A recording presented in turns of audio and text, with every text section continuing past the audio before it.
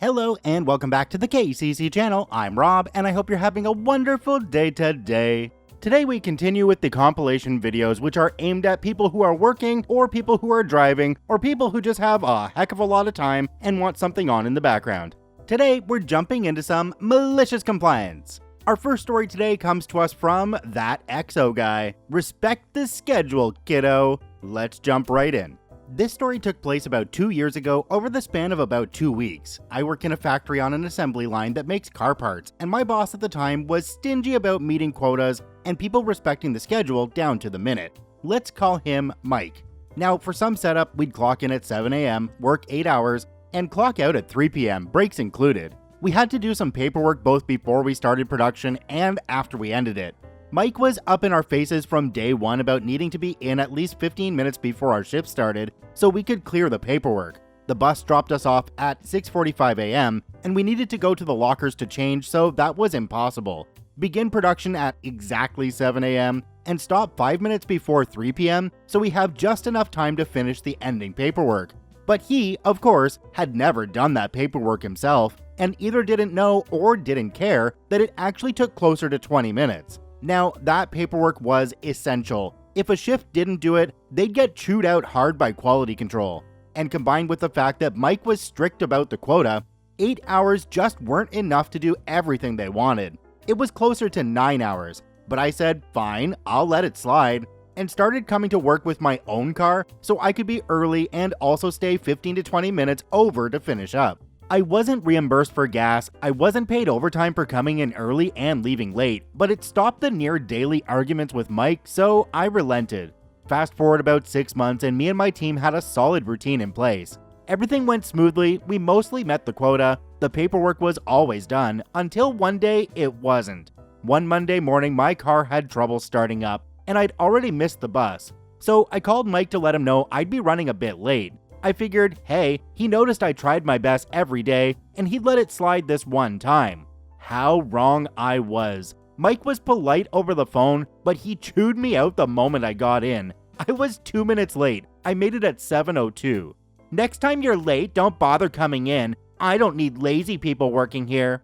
That was just one of the nasty things he said, but it's the one I remember most clearly because it blew me away. He used me being late to guilt trip me into working copious amounts of overtime that week, and I accepted just to appease him. I wasn't a very confrontational person, so I always took the path of least resistance in an argument. And long story short, the overtime left me so drained that I overslept Friday and was late again. This time, I made it in at 7:03. I should fire you right now for this. I already gave you a warning Monday, was the first thing he said to me when I came in. Sorry, I was just too tired. I foolishly tried to defend myself. It won't happen again. Plus, I've been coming in early and leaving late for months. Can't you cut me some slack for 3 minutes? I didn't ask you to do that, he answered, which was a lie since he expressly asked us to come in 15 minutes early every day. Your shift starts at exactly 7 a.m. and ends exactly at 3 p.m., not a minute earlier or later. Got it, boss, I said, all giddy inside. The next week, I came in at exactly 7 a.m. and left at exactly 3 p.m. Production started at 7:20 and ended at 2:40 a.m. so I could do the paperwork. That, of course, affected our quota, and it didn't take Mike long to notice. We argued over that as well, obviously, but I reminded him of what he said earlier, and it actually shut him up. He tried to get me to relent and start coming in 15 minutes early and leaving 20 minutes late again, but I just laughed and said, nope, not my problem. But the story doesn't end here, because of course Mike tried to pull more crap with me. He tried to get me fired for this, but it didn't fly with HR. His write-ups just bounced when he sent them further up the command chain, but he noticed something that I didn't. I clocked in a few seconds after 7. We used an electronic log with individual access cards, so he passed a new rule that he planned to enforce retroactively. Only full hours are paid. If you clock in or out too late or early, the hour gets cut. He came to confront me about that the following Monday, a few minutes after I got in. Hey EXO, I noticed that you clocked in too late every day last week, so we'll have to cut 5 hours from your payroll, he said with a smug grin. This took me aback a bit because I'd never heard of that rule before and I saw others clocking in at the same time as me, so I just stared at him in shock. He clearly derived pleasure from this, thinking he finally bested me. I'd have my pay cut for my insolence. I also checked and found that you clocked in 5 seconds too late right now, he continued. So this hour will also go unpaid, I asked. Yep, he said, nearly ecstatic by that point. Awesome, I answered with a crap-eating grin. See you at 8. I turned and left, grabbed a coffee and a sandwich, and I waited in the break room. Mike came after me 10 minutes later and finally apologized, asking me to return to work. So you'll pay me for this hour? I asked. No, you clocked in too late. Then I'm not obligated to work it, I said. Fine, it will be paid, now get back to work, he relented. And the 5 hours from last week? I demanded. Cause if not, I'll leave 5 hours early today to compensate. He looked like he was ready to strangle me with his bare hands, but he accepted. I got back to work, those hours were paid, and we returned to our normal routine of me coming in early and leaving a bit late. And Mike never bothered me for being late a few minutes ever again, though it was a rare occurrence. For the 2 years I worked under him until he left, I still worked there.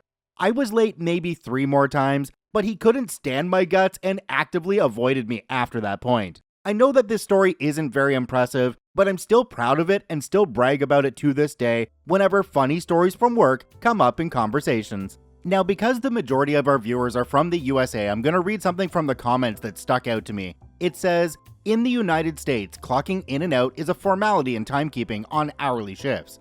As long as you can prove you were doing something essential for the job, or even working during a period, you are owed for that time. They have no option. You must be paid for it unauthorized or authorized. Obviously, you can be disciplined for doing unauthorized, but they still have to pay you. If you're doing paperwork at 15 minutes before shift that is necessary for the job, congratulations, you're working, and you must be paid for that time even if you aren't on shift. And your state labor boards will be very interested to hear from you. Another one mentioned down below an interesting situation. They said their wife works at Disney and they were paid an extra 15 minutes every day to get from the parking lot to their work site because of the size of the work area. That's obviously a special case, but it might be something to look into if you have a really large work site. Going back to the story, if OP wasn't paid for seconds into the shift and they took off the whole hour, then OP could just go to HR and say, hey, look at all the unpaid overtime I did, and now let's get a paycheck for that, shall we? Do me a quick favor, have a look down below the video. If that subscribe button's still red, it means you're not actually subscribed to the KCC channel. Please hit that subscribe button for more daily Reddit stories. Our next story today comes to us from Wafer 2016. Medical clerk made me stand outside in 104-degree heat, so I staged a mini revolution. Let's jump right in. This took place during the first summer of lockdown where I live. Some context for you, my town is basically on the edge of nowhere. We have a medical center for basic stuff, but a full hospital is 30 to 40 minutes in any direction, depending on where you choose to go. With that in mind, we get people from a huge surrounding area that go to our town center for tests, simple medical exams, etc. Maybe as many as 50 small communities use our center on a daily basis, so it is constantly busy. The center itself is quite small compared to hospitals in the city. The various clinics and a basic ER take up most of the space, with an area by the front doors for the public to sit in if they're waiting for a ride or someone is visiting a doctor. It is that waiting area that is the cause for my story today. One day during the first summer of lockdown here, I had to go to the medical center for tests. Some things to know about me: I am challenged with multiple disabilities. I am legally blind, have significant mobility and balance issues, and a rather severe heart condition. As such, I use a walking frame and travel using the city's provided disabled transports. That particular day, I had finished my tests early and had 45 minutes to wait until my transport was scheduled to return to pick me up. I figured, no problem, I will just sit in the waiting area and, well, wait. I shuffled over to the seats with my walker plainly evident and was confronted by a new sign. Staff only. Say what now? I looked around at all the empty seats and vacant tables and turned to the clerks at the entrance. Can I please have a seat in the waiting area until my transport comes back? No, it's staff only. You need to wait outside. I can't stand for 45 minutes waiting for my transport, gesturing to my plainly apparent walking frame that I was clearly leaning heavily on. Not my problem. There are benches to sit on outside. The benches are full, and we are supposed to be social distancing, not cuddling up to random strangers on a park bench. If you want, I suppose I could let you take a wheelchair out and sit in that. And how am I to manage a wheelchair and my walking frame at the same time? Again, not my problem. If you want, you can call center management when you get home. Are we done here? I guess we are done, huh? And went outside to find a spot to wait. Well, I stood outside for the 45 minutes while the sun beat down on what turned out to be a 104 Fahrenheit day. As I stood there, I noticed that there was a line of patients growing steadily longer, also standing outside in the heat, waiting to be let into the building. Some looked fit, but let's face it, nobody comes to a medical center because they feel 100%. Most of them looked quite ill, and some were looking pretty faint by the time they got through the doors. By the time my transport arrived, I was badly sunburned, thirsty as hell, exhausted, and feeling more than a bit faint myself. My driver was shocked and insisted on walking me to my front door when he got me home to make sure I was okay. Shout out to all the transport drivers, you guys rock. The rest of the day was a complete loss. I spent it drinking water, sleeping, and nursing the burns on my shoulders and face. I was a right mess. The next day, however, I was pissed. I had plenty of time to recover and to think, and I kept coming back to that line of patients standing in the heat. The more I thought about it, the angrier I got. Malicious compliance. The words the clerk so smugly said, "You can call center management when you get home if you want," danced through my sun-baked brain like a mantra. I called center management. What followed was a half-hour conversation with the sweetest lady. She was so nice and so upset when I told her all that went on the day before. She was especially concerned when she found out about the line of people waiting outside on what turned out to be one of the hottest days we had that summer. After our talk, the manager promised to look into it and get back to me. Now, normally that's sort of a brush off, right? Not so with this lady. 2 days later, she called me back. Turns out, she had spent the day before sitting at the clerk's desk observing things that went on. Things like patients being forced to stand in the rain waiting to get into the center, patients being poorly spoken to by the same clerk, and the cherry on top, at one point a tiny elderly lady tried to sit down in the waiting area, and the same clerk ran over and rudely shoved her aide and snapped "staff only" with her boss sitting right there. The manager went over, tore down the signs, apologized to the lady, and helped her to a seat, then took the clerk into her office for a chat. The results: the center was immediately restructured, staff were moved into an unused gift shop, the waiting room was returned to the public, and best of all, the registry desks were moved so patients no longer had to stand outside, waiting to get into the building. I never saw that clerk there again. I know this isn't as exciting as most stories on here, but knowing I was part of making those things so much better for so many still makes me happy. Dang it, I am proud of my mini coup. Ha ha ha. Viva la resistance and all that crap. Now, I'm guessing it was somebody really high up in the company that originally put that mandate in that they wouldn't be using those waiting rooms, they would close them down and have people stay outside. These people really high up aren't the ones that are there on a daily basis, seeing the people that are using the services and understanding why they need to sit down. In this case, the clerk took those orders and went on a bit of a power trip. She didn't really care for anybody, and well, she's not there anymore. So OP wins. Congrats OP on making it a better situation for all those people that would have had to stand outside. Our next story today comes to us from Best Zigs NA. Wax on, wax on. Let's jump right in. I used to be a human resources specialist in the Army. At the time of this story, I was about 19. I generally did my job well and passed my fitness exams with flying colors, but I was very socially awkward back then. If there was a joke being made, I was the butt of it. I was basically Radar from MASH, but less endearing and no ESP. I was also frequently on extra duty. Extra duty basically extends your workday several hours past when everyone else goes home. It was a punishment for constantly being late, which was a statement I was making because the office clock was 5 minutes fast and nobody cared enough to have it fixed. They never fixed it. I even got in trouble for being 5 minutes early because 5 minutes early is 10 minutes late.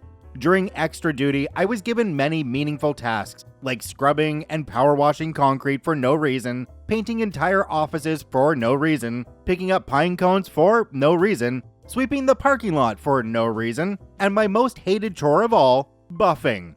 Every night I buffed the same floor. Every night I applied several coats of finish to the same floor. I applied over 20 gallons of floor finish to that cerulean kitchen-sized tile floor in just a 2-month span, and it was never good enough. Every morning, my company first sergeant would come in and say the same thing. "What the hell have you been doing all night, Ziggs? If I can't see my reflection, it's not good enough. It should be like looking in a mirror." Bear in mind, I had no clue what I was doing, and they didn't really give me any detailed instructions. I had no idea which buffer pads to use, how much finish to use, how many coats were needed, etc.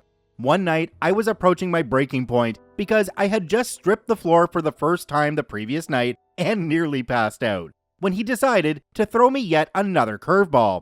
"You ever wax a floor before, Ziggs?" He hands me a can of wax. "No, First Sergeant, I haven't."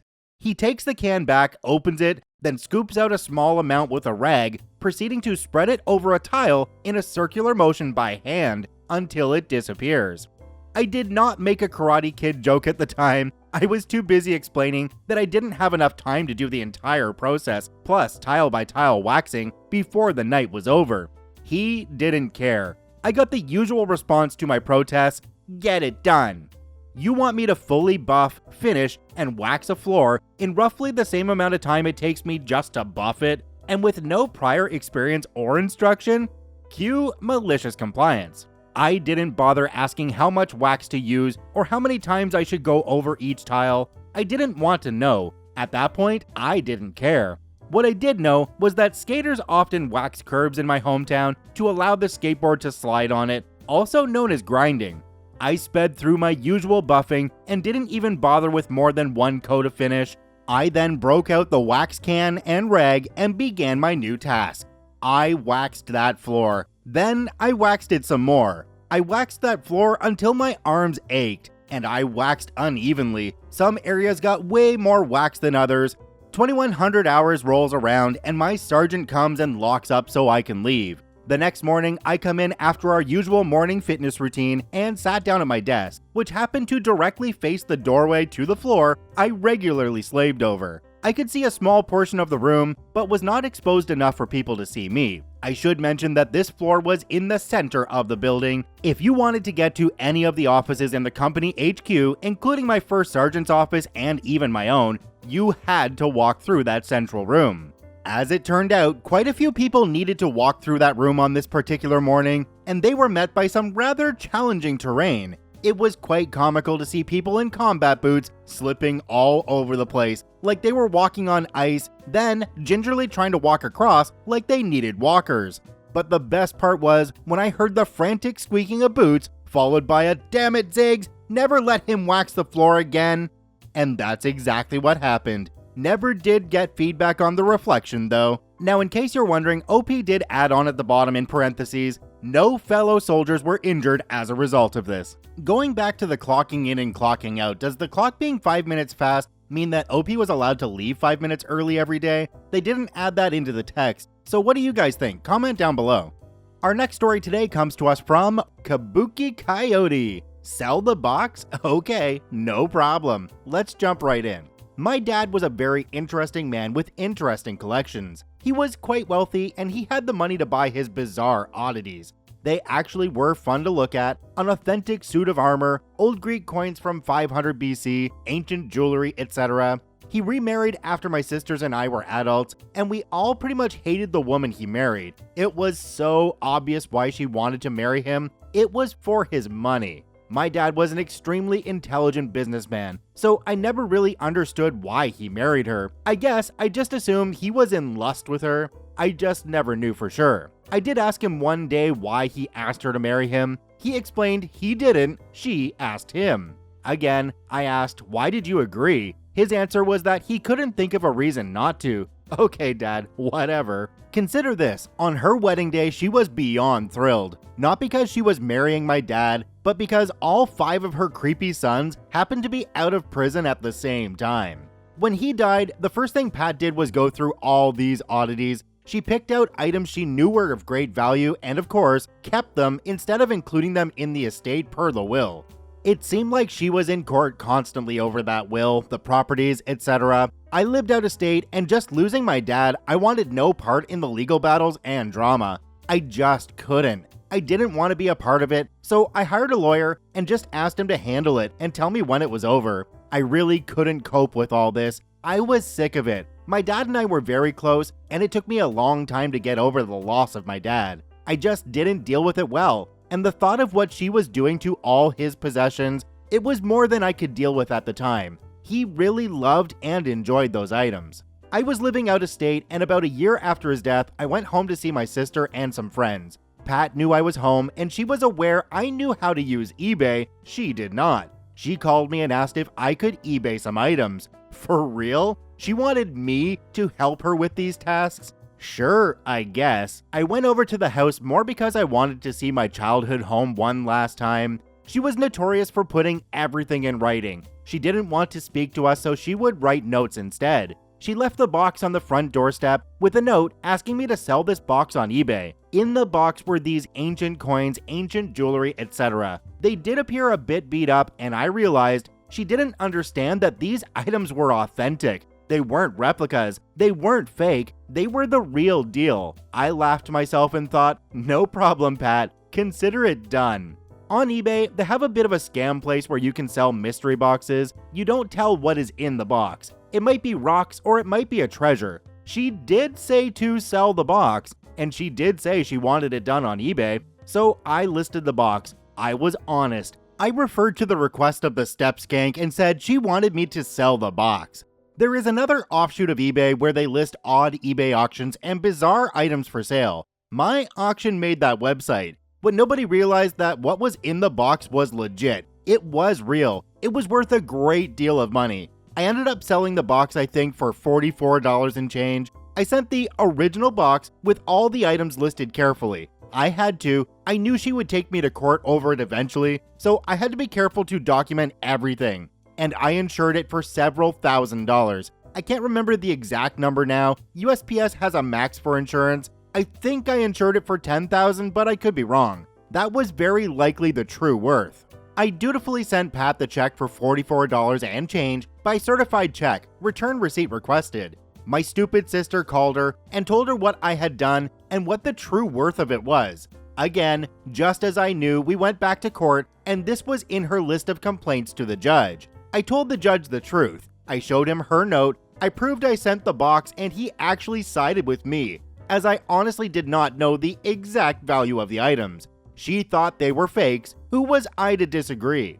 About a week after I sent the box, the guy's father called me. He was very kind and very professional, but was concerned that I scammed his son. He explained that his son was mildly mentally challenged, and I pretty well took all the money he had saved for this box of trinkets, and $44 was a lot of money to his son. He explained that he was aware I didn't know about his son, but would I object to refunding his money if he returned the items? I couldn't help but to laugh. I asked him if he still had the original box. He did. I asked him to really look at those items. They were not quite trinkets as he assumed. Then I explained the whole story. Then Dad felt bad that I lost so much money, and he actually offered to return them. Nope, I didn't want them back. It was truly icing on the cake for me. The box went to a guy who really didn't have much, but he does now.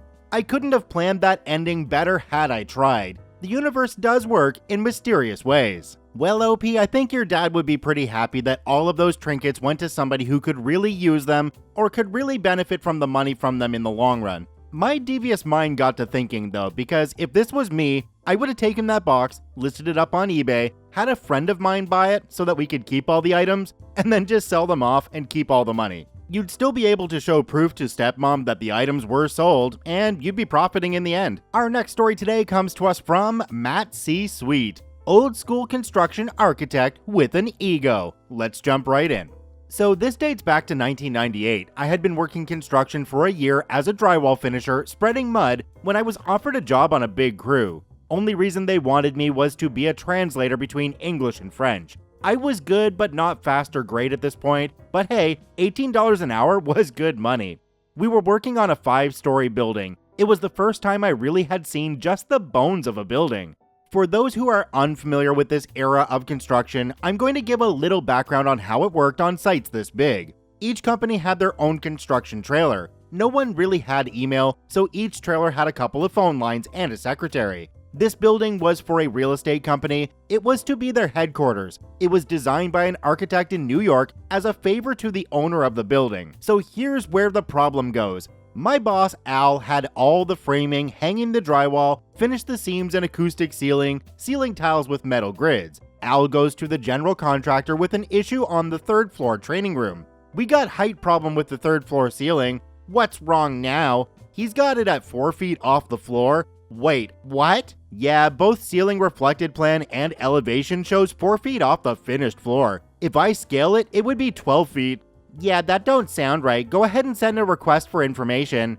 Back then, requests for information were different than today. Usually meant someone was going to have to pay. So Al faxes over the request for information and marks it urgent. When the request for information comes back, they were sent to both the general contractor and the subcontractor. So I'm sitting with Al and the general contractor just chatting around, and both secretaries come out to the site, almost running with high heels through the debris, and both with crap-eating grins on their faces. I'm thinking, oh crap, this should be good. Slow down, ladies, where's the fire? You got an urgent fax. We got the request for information back. Looking at the other secretary giggling, they look at their paper, then look at me, and general contractor reads it out loud. Request for information number such and such from Office of Butthole Architect Incorporated. Urgent request information of discrepancy on ceiling height from Al office about training room XXX. Answer: how hard is it for you construction workers to understand never scale anything? I don't make mistakes. Refer to page A804 for detailed height instructions. Cue Malicious Compliance. Well, Al, what does A804 say about ceiling heights? 4 feet, bud. Hey, Frenchie, do you think you can translate that to the ceiling guys and tell them it's a hot priority? I want it done by Sunday. You heard him. Tell him to drop what he's doing and go to it. 10-4.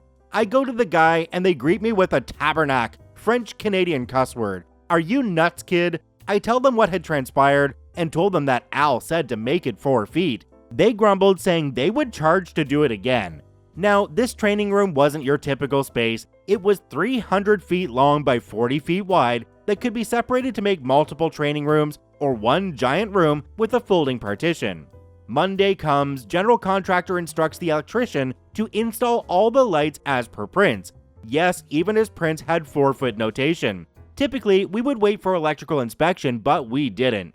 By Wednesday, the crew is putting tiles in. Saturday comes, and there's an owner meeting where he walks the job site with the general contractor and talks about progress. Everything is going good till he gets to the 3rd floor training room door and sees a bar 4 feet from the ground and all the wires for the ceiling are in plain sight. What the hell is this? Don't you know how to read blueprints? Yes, sir, we do, and we did. We also sent an RFI, shows him the facts. Grins, yeah, he definitely has an ego from hell. Do you have everything documented, pictures and all? You know it. Okay, smart butt, now do it at 12 feet, 4 feet from the deck. You're making 20% on this screw up, aren't you? 20% to the build invoice. We're gonna have a demo crew come in, then all new material, plus the crew already said it's going to be 50% upcharge since we're preventing them from going to their next site. Yeah, just be happy it's not coming out of your pocket. Because the architect gave the wrong information and it was built as per his guidelines, he had to fork out a few thousand out of his pocket to us dumb construction workers to fix his mistake. Learned 2 valuable lessons that day. 1, always do as you're told no matter if it makes sense, except when it endangers a life. 2, document everything no matter how trivial. It will cover your butt. Do you think this architect still goes around telling people I don't make mistakes? Or after paying to fix this, do you think they somehow were humbled a little bit and learned their lesson? What do you think? Comment down below. Our next story today comes to us from Dumpster Fire 15. My favorite military acronym is CYA. Let's jump right in. Background. Many thousands of years ago, before 9/11 and all the implemented security that went with that, I joined the local National Guard unit. After basic training and schooling in my field, I returned to my local base. In our school program, we were told that many times the higher-ranking soldiers would mess with us to see if we would do what they say. Now, not following a direct order is simply not done, and making large mistakes is also just not done. It was suggested that anytime we were told to do something that was part of our job, we should write down what we were told, who told us. Since everyone had the courtesy to wear their last names sewn to their uniform, this was easy enough, and what time and date we were told this. Now, I was raised in a fundamentalist religious cult, and as a rebellious thinking female, I had long ago perfected the ability to look completely innocent and yet not crumble under the pressure of being admonished or even berated. On to the story. On my first day of duty after my schooling was finished, I started working in the police section of the base. I was told what was needed in order to process giving out car identification stickers and who got what color base identification strip based on their rank. I dutifully wrote all this out. Then, after my trainer, E3, moved on to help someone else with something, another service member came over and asked me what the E3 had told me. This service member was an E5 and worked on base full-time, doing what I was assigned on that weekend. The E5 said that the E3 had the colors wrong, as they had just changed with the new presidential administration coming in, and gave me the correct order.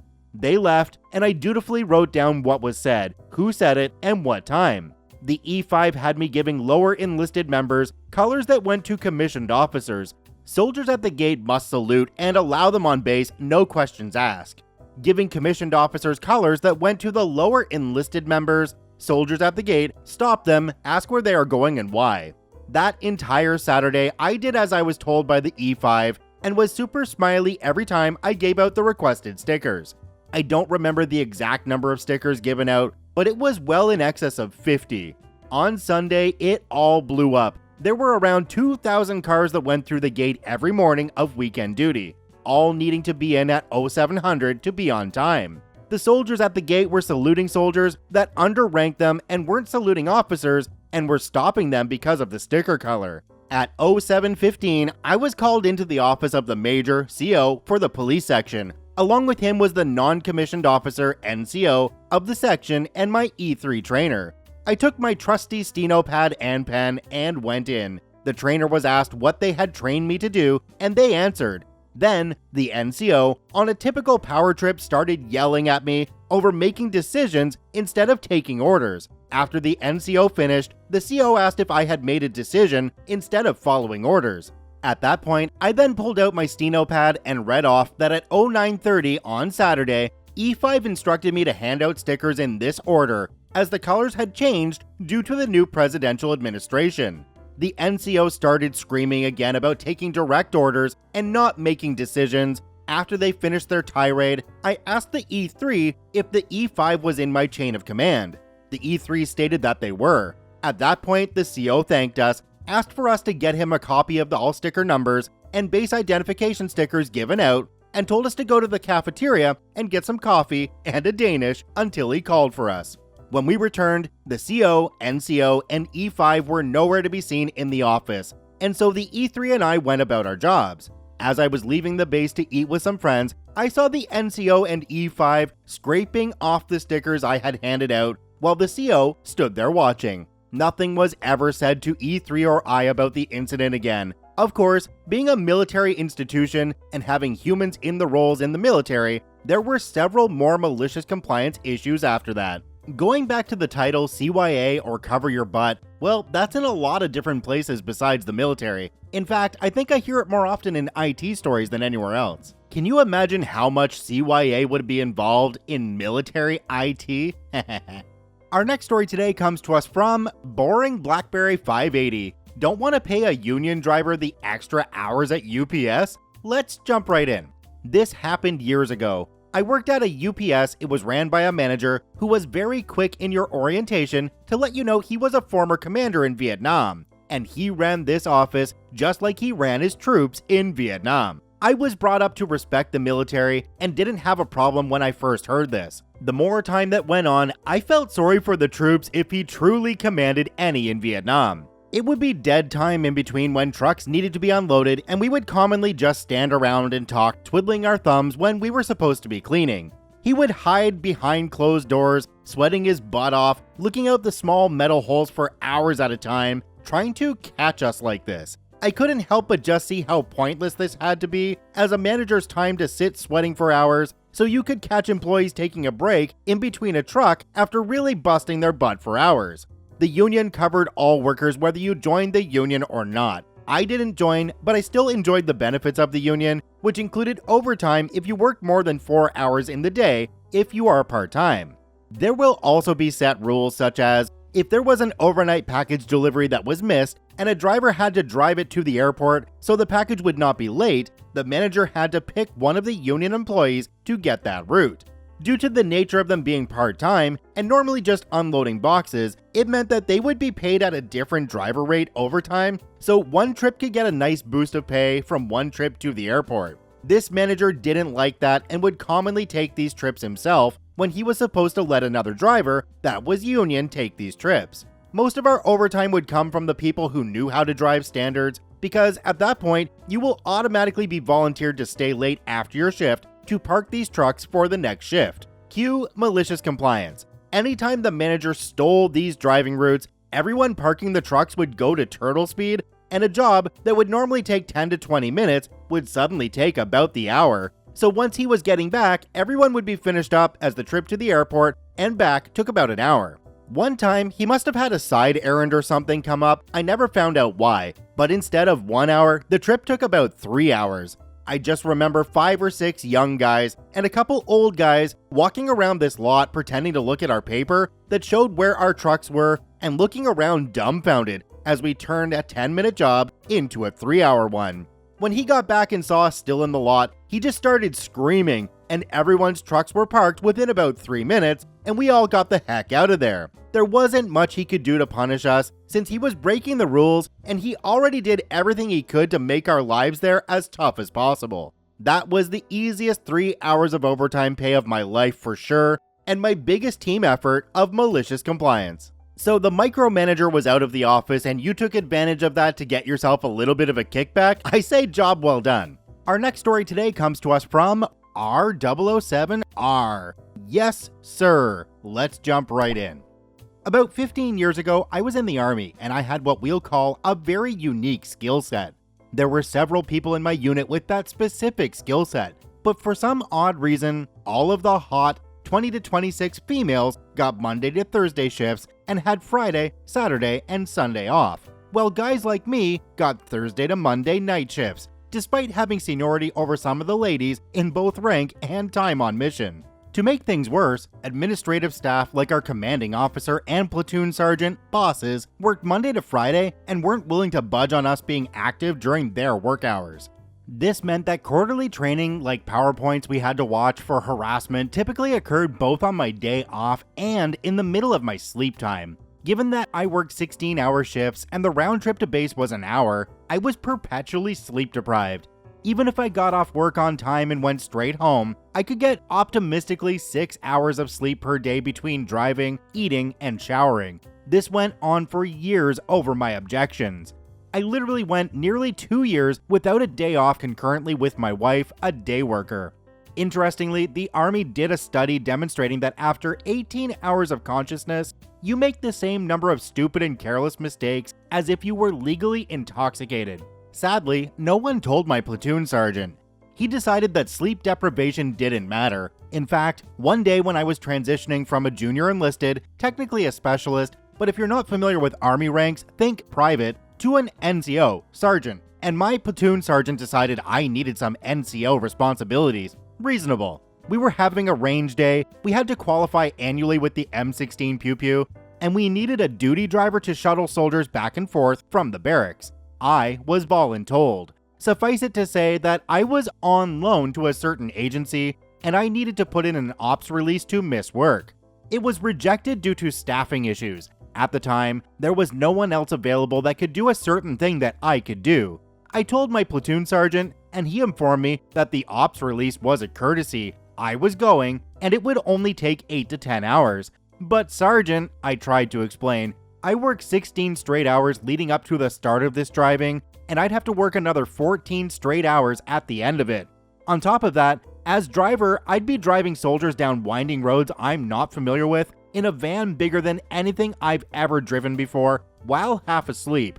Then, at the end of what would be a 40-hour shift, I'd need to drive 30 minutes to get home. Does that seem safe? Safe, Specialist OP? Do you think the soldiers in Iraq right now are safe? As I said, about 15 years ago. Well, no, but at least they're getting hazard pay. You're dismissed, specialist. So, I mean, what could I do? I only fell asleep twice while driving, and both times were at stoplights. I also made every single passenger aware of my sleep situation. Keep in mind, I was already sleep deprived coming into this, so they made sure to chat with me, bring me coffee, and do other things that decrease their chances of dying in that van. Around hour 38 of this 40-hour shift, an important person swung by my place of duty to check on something. I was literally standing up leaning against a cubicle, eyes basically asleep, with 4 empty quad coffees. If Starbucks had a size above venti, it would be quad, sitting on my desk. Per tradition, there was an NCO with the officer.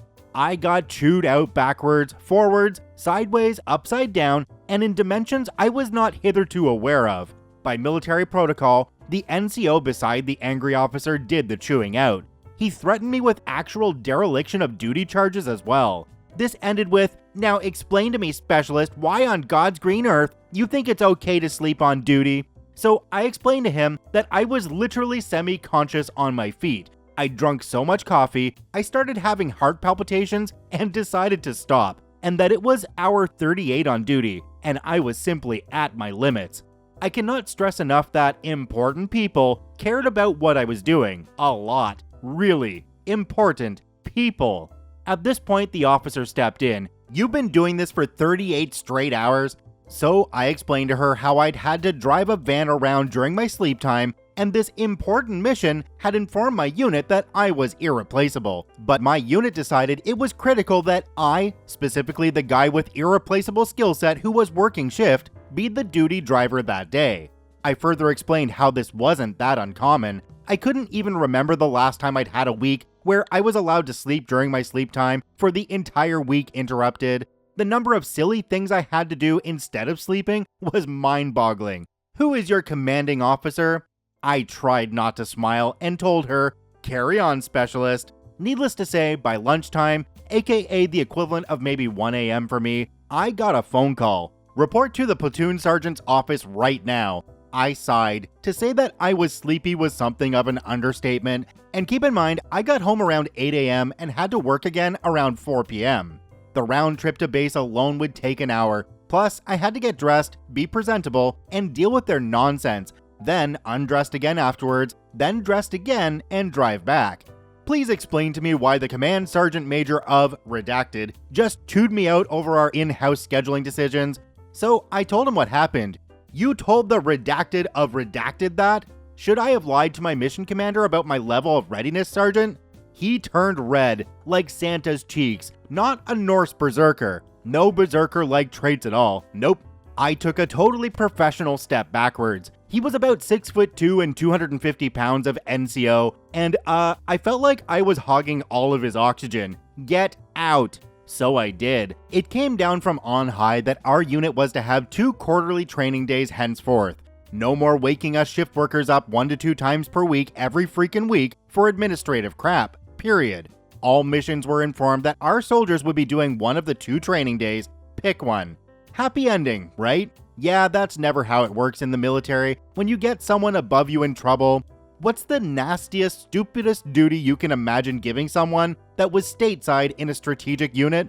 The urine analysis guy. For those of you that don't know, it's his duty to plan and execute urinalysis. This requires literally looking at your fellow soldiers' junk because they are a variety of products that can fool a urinalysis, and the only way to, you know what, just trust me, it's nasty. Fortunately, there was a loophole. You see, the powers that be are aware of the good old boy system that develops sometimes in the army, and it's really, really important that the guy with the grenade launcher isn't also on crack. As a result, per regs as they existed at that time, and maybe even now, if the urinalysis guy calls a urinalysis, it takes a full bird colonel to cancel it. That's one step down from a general. That's right. When the urinalysis guy decides it's time for the monthly urinalysis, wake up, get in uniform, drive to where he says it's happening, and God help you if you've got alcohol or something in your system. To make matters worse for them, a friend of mine, let's call him Kroger, had been punished for having alcohol in his system during one of their urinalyses. It was on his day off because he was a shift worker, and it was during hours that were duty hours to the day workers, but off duty for us. I had about a year left, no intention of re-enlisting, and my unit had already been slapped down by angry people for mucking with me. Let's do this. Malicious compliance time. Imagine this, it's 11 p.m. on a Friday on a long weekend. Long for them, not me. You see, shift workers didn't get holidays off unless we took leave, and I needed mine for family time like Thanksgiving and Christmas. Because without it, I'd have been working every single holiday. The mission must go on after all. Now, anyone that's ever seen an army movie knows that Joes like booze, and anyone that's ever had to do a urinalysis knows that they can detect alcohol. Mind you, being a urinalysis guy is a big deal. You're on legal orders and everything, entered into Big Army's database. Between the time I began the formal process of calling a urinalysis and the time I would have had them coming in, 3 a.m. on their days off, since they'd established the precedent that soldiers don't get days off whenever we complained about losing sleep to stuff like this, my orders vanished. To this day, I don't know how they did it. I suspect that our CO or some other bigwigs were at a party or something and realized that they were about to have to explain to a full bird colonel how half of the unit pissed hot in a urinalysis, which would have legally required, that colonel having a one-on-one chat with me about why I chose that time, and perhaps a discussion about how the unit was being run. Yeah, they never gave me another duty the entire time I had left in the army. I never had issue with another leave request, and they generally just left me alone. At the time, I thought it was because I'd made my point that I was sick of their crap, but looking back, I wonder who would have come up positive for what specific drugs during that surprise urinalysis such that they were able to rescind my big army orders in less than 1 day, and in the middle of the night at that. Sorry so long, hope you enjoyed. I learned a little bit by reading through the comments of this story because I really have no military experience. Apparently, people regularly get crap canned into a job like this, or they just are very enthusiastic about the job for some reason. So apparently when somebody new comes into the urinalysis position, there's a memo that goes out to the higher-ups because it's a frequent thing that they'll schedule it to try and screw people over and get them in at odd times. All it takes is a quick speed dial to the higher-up and it's quashed and everybody moves on. Our next story today comes to us from Pipsqueak Pilot. You're not allowed to approve rental cars. Let's jump right in. This takes place when I was in the Air Force and was Assistant Director of Operations in my squadron. Basically, that means I was third in the squadron and in charge of the day-to-day operation of a C-17 flying squadron. It was not uncommon for me to be the highest-ranking person available in the squadron on a given day, as was the case this week, God help us all. Normally, either the Director of Operations or Commander was supposed to be around, but due to extenuating circumstances, it was just me that week. The commander, not wanting to deal with having to sign rental car approval letters whenever someone went on temporary duty elsewhere, had delegated that authority down to me. One of our staff sergeants was going away for about 3 weeks to attend protocol school and some other training. Basically, training in all of the minutiae of interacting with VIPs, high-ranking generals, congressmen, whatever. Every base has a protocol section to deal with that, and you have to attend the school first. As he was staying off base, I signed the letter authorizing him a rental car and forwarded the travel approval on up. About half an hour later, I get a call from the operations group, composed of the Flying Squadrons and Flying Support Squadron, Resource Advisor. She goes off about how I'm not allowed to approve rental cars, there isn't money for them, and there's a shuttle to the school from the hotel. I argue that there's not, she doesn't listen and insists there is. The rental car is denied, and I don't have authority to authorize one anyway. Fine. I call the hotel and confirm that there is indeed no shuttle. The hotel is also not near any food. I resubmit the travel authorization with taxi to and from the campus every day, and then one for dinner in the evening. I then authorize a taxi out and back to a restaurant for lunch and dinner on the weekends. It ends up being $640 a week in taxis versus $200 at the governmental rental car rate. I submit the travel authorization. A call comes in half an hour later asking why the trip was now significantly more expensive. I explained I called the hotel and confirmed no shuttle. Only then does she realize he's staying off base and tells me, go ahead and resubmit the travel authorization with a rental car approval. Sorry, I'm not authorized to approve a rental car. You'll need to draft a letter for the group commander, full colonel, to sign authorizing a car and rewrite the authorization if you want him to use a rental car. I love how OP's able to let like a C-17 loose that goes through more money and fuel in a couple of minutes than any of the rental cars for anybody in the military over the course of a year, but they're not allowed to authorize a rental car for a colleague. What a great system. Our next story today comes to us from Simoria. Manager complained that I wasn't tracking enough of my time. Let's jump right in. Around 10 years ago, I was working for an IT company that supported many small and medium-sized businesses in the area. Many of our customers paid a monthly fee for us to be available for phone-based support. We didn't bill for this time because it was included in their contracts. I was working salary and was way overworked because of bad management practices, frequently putting in 12 to 16-hour days. Management knew this. When I tried to explain to management that we needed more help because I was beyond burnt out, my manager stated that he couldn't justify the extra help because our numbers didn't show exactly how overworked we were. In fact, based on my ticket tracking, I was only putting in 7 to 8 hours a day. Is that so? From this point, I decided that every minute of my day would be tracked. Time could only be tracked in 5-minute increments, and we were told to track our time tracking time against our own company. 5 minutes on the phone with a customer, that got ticketed and entered into the time system. But I spent 5 minutes dealing with the time and ticket system, so that also got tracked. Another call, 10 minutes, 5-minute ticket against us for time tracking. 20 minutes driving to a customer site, tracked against the customer. 5 minutes against us. I ended up frequently entering dozens of things per day. Everyone in the team started doing this. It was a small team of 3, but the tickets all added up quickly. What's important to note is that every time we submitted a ticket or a time entry, the boss also got an entry in the system that he had to go review and approve. If he had to read the tickets and approve them, it would have taken most of a day just to approve everything. Then he could go about his normal day. But he didn't do this daily. He frequently waited a few days or a week before approving stuff. This meant that by the time he went into the system, he had hundreds of things to approve. He came to complain about the sheer volume of tickets and that he'd spent his entire weekend in the crummy ticket system just approving everything. We pointed out that this was exactly what he'd asked for. He asked us to go back to the old way. And then we couldn't justify our need for more help. Left the company shortly afterward because I was tired of being paid a pittance for skilled labor.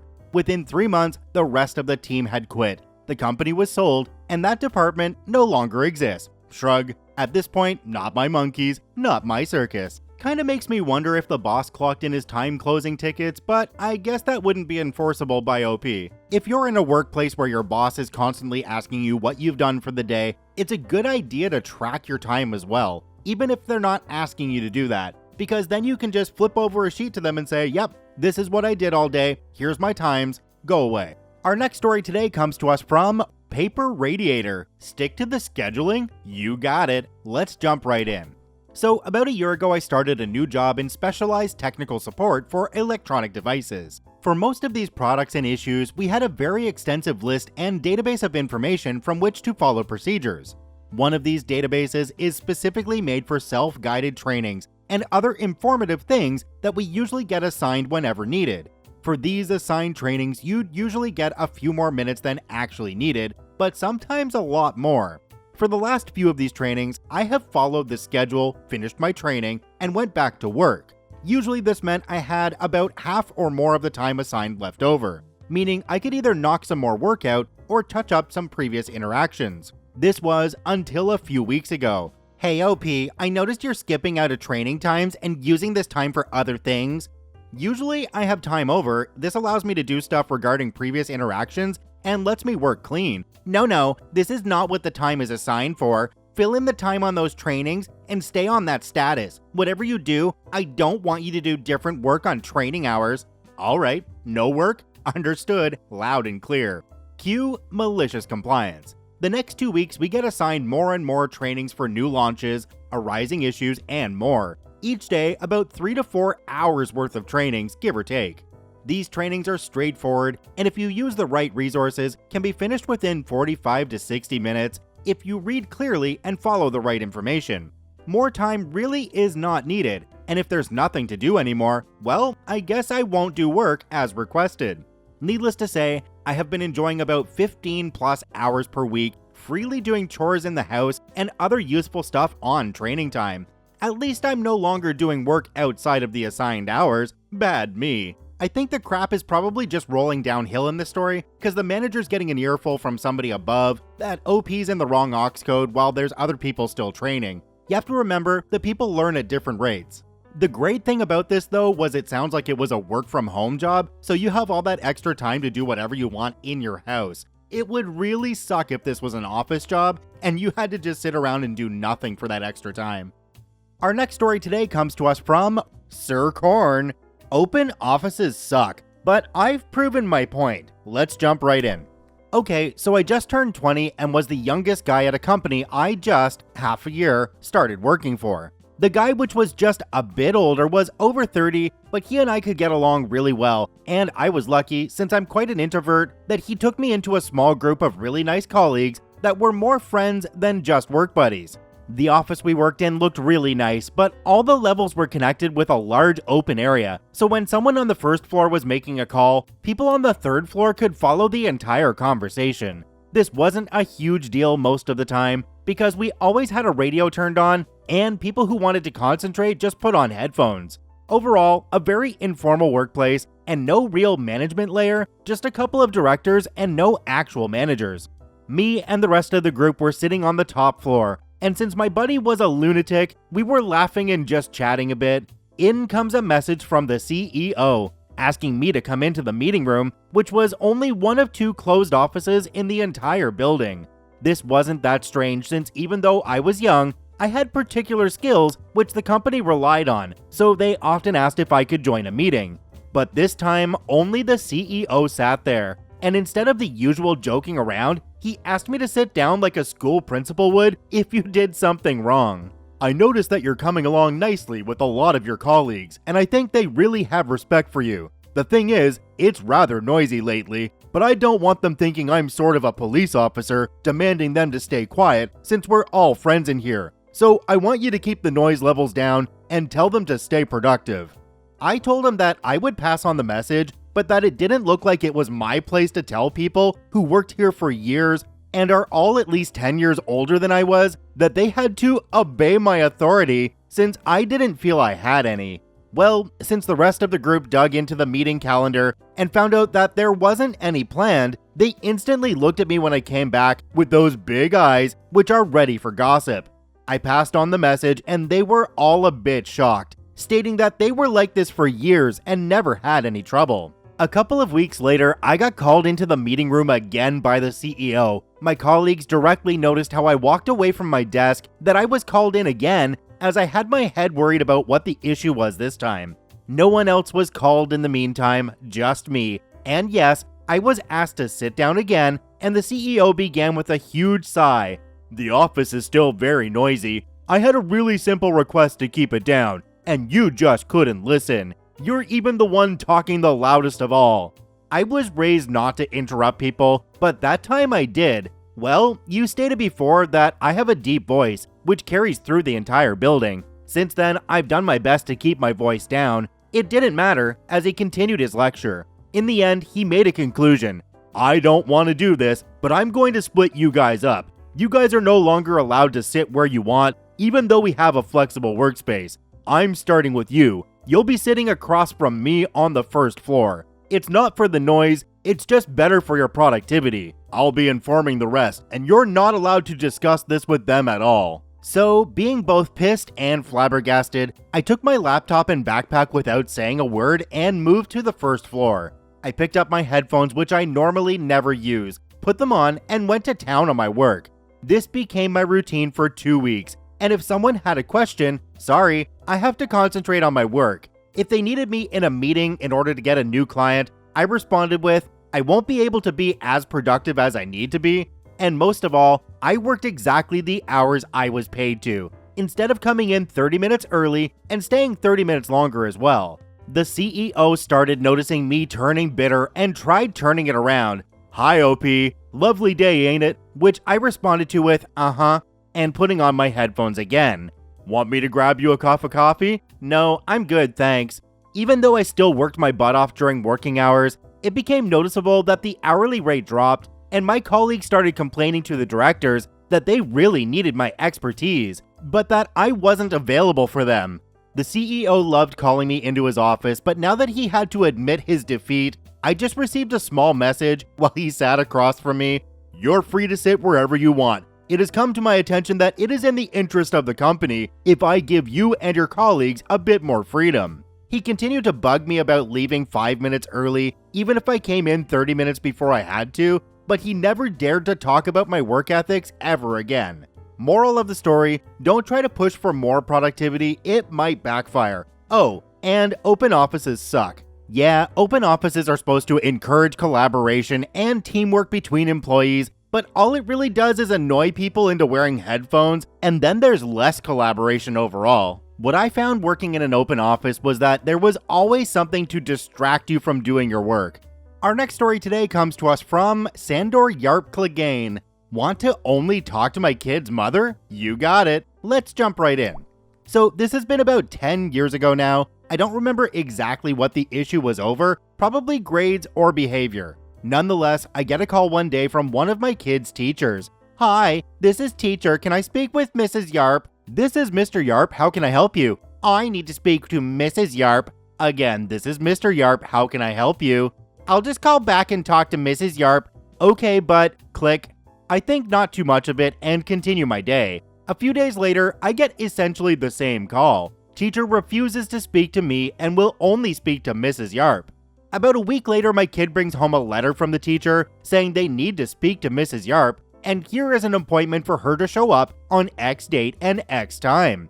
I get pissed. This happens a lot. Doctors' offices, various appointments have a hard time wrapping their head around a single male parent. Many times I got, "Oh, well, usually the mother brings them," or "Usually mom takes care of this." Those lines always pissed me off to no end, and I would always make them eat their words by saying, "Well, mom can't do this since she died insert years ago." I always liked the look of shock and horror on their faces when they processed that information. Anyways, cue Malicious Compliance. I am beyond pissed that this teacher refuses to talk to me and only wants mom. So the day of the meeting, I get the paper she requested, get dressed up, grab a copy of my wife's death certificate, and the icing on the cake, my wife's urn. I walk into the school with the items, and when the teacher comes into the office, she said something along the lines of, "I specifically said mom needs to be here." I say loud enough that all staff in the office can hear, "Mom is absolutely here, right here in this urn. Here is the death certificate. Go on, talk to her. Tell her whatever you need to tell her that you refuse to tell me." All the other staff looked while she just turned red from embarrassment. What was it for? What did she need to tell my wife so bad she refused to speak to me? My daughter was doing fantastic in math, and she wanted to put her in advanced math. After that, I filed a complaint with the principal. The next year, teacher wasn't at the school. I don't know if she moved or was fired or what, but that's my malicious compliance. Teachers see so many kids from so many different walks of life that you'd think they wouldn't make any assumptions about their home lives. Some kids don't have moms, some kids don't have dads, some kids don't have parents at all and live with other family members. Some kids have moms and dads, but wish they had different ones. The teacher's attitude just leads me to believe that there was something else going on here, like maybe the kid had talked about the mom, and maybe the kid had said something bad about the dad, and that's why the teacher wanted to talk to the mom. I don't know, what do you guys think? Comment down below. Our next story today comes to us from DJ Menyo. But we are a family here, and your production matters. Let's jump right in. So I used to work third shift at a carpet warehouse in Northwest Georgia. This area is known as the carpet capital of the world. I worked as a lift truck driver at a distribution center. Our main job was to receive rolls of carpet from the manufacturing side, cut them down to order lengths, and ship them back out or put them back in the warehouse. The company had an expected production rate of 350 rolls counted over the course of a night. As long as you met production, there was no issue. If you worked at a consistent rate without overloading and had no issues, you could make 400 to 425 rolls. Occasionally, you did have issues actually finding the particular order in a warehouse with thousands of carpet rolls. The company had a computer system that told you what roll to get next and where to take it. If you happened to not scan a roll within 15 minutes, it would send an alert to the supervisors, who would then get on a golf cart to go looking for you. On to the story. I was consistently pulling 400 plus rolls per night, as I would take short breaks as I was never hungry and would get sleepy after about a year of this.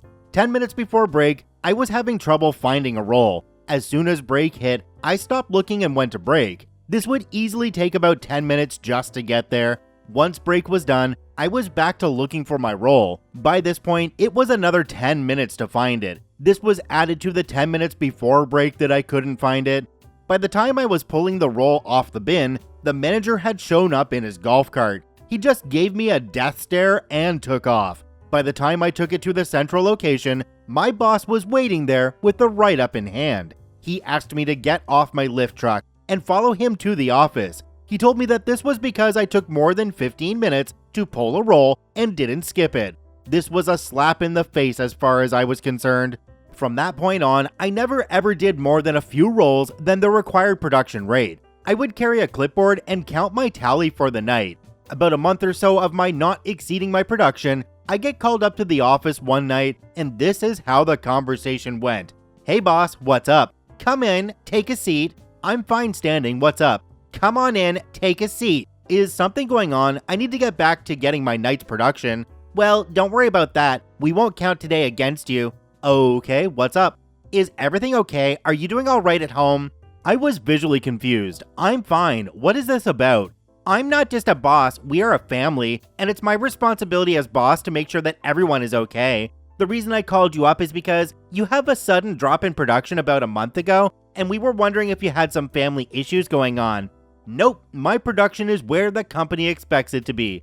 "I'm not saying that it's not. You were one of the few employees that could get 400 plus rolls a night, and now you're barely getting production." "But it's 350, right?" "Yes, you are meeting production, but you would do 400 plus rolls a night, and as a team, your additional rolls would help out your other team members who were struggling." "Wait, you were using my roll count to go towards someone else? Why was I never given part of their paycheck?" "That's not how this goes. We're a team, and we have a collective production rate that is a team requirement." I gave an internal sigh. "We have some teammates who have slower equipment or have trouble with hand-eye coordination, and your additional rolls would help them with their roll count going towards the collective department production rate." "Okay, so what do you want me to do about it? As far as I'm concerned, the company requires 350, and that is what I'm doing, right? Can you tell me why it is you dropped off all of a sudden?" "Fine, let me take a seat." I pulled out my wallet and started to pull out the signed write-up that he gave me a month ago. I slid it over to him. My plan was coming to fruition, as I somehow felt that this moment would come somehow. "What's this?" "This is a write-up that you gave me a month ago. Do you remember? That night I had already met my 350 production requirement. I was stuck on a roll 10 minutes before break and took another 10 to 12 minutes after break. That night I already had my 350 rolls. Do you remember?" Surprised Pikachu face. "After you wrote me up that night when I already had more than my expected production, why would I ever want to give you more than I have to?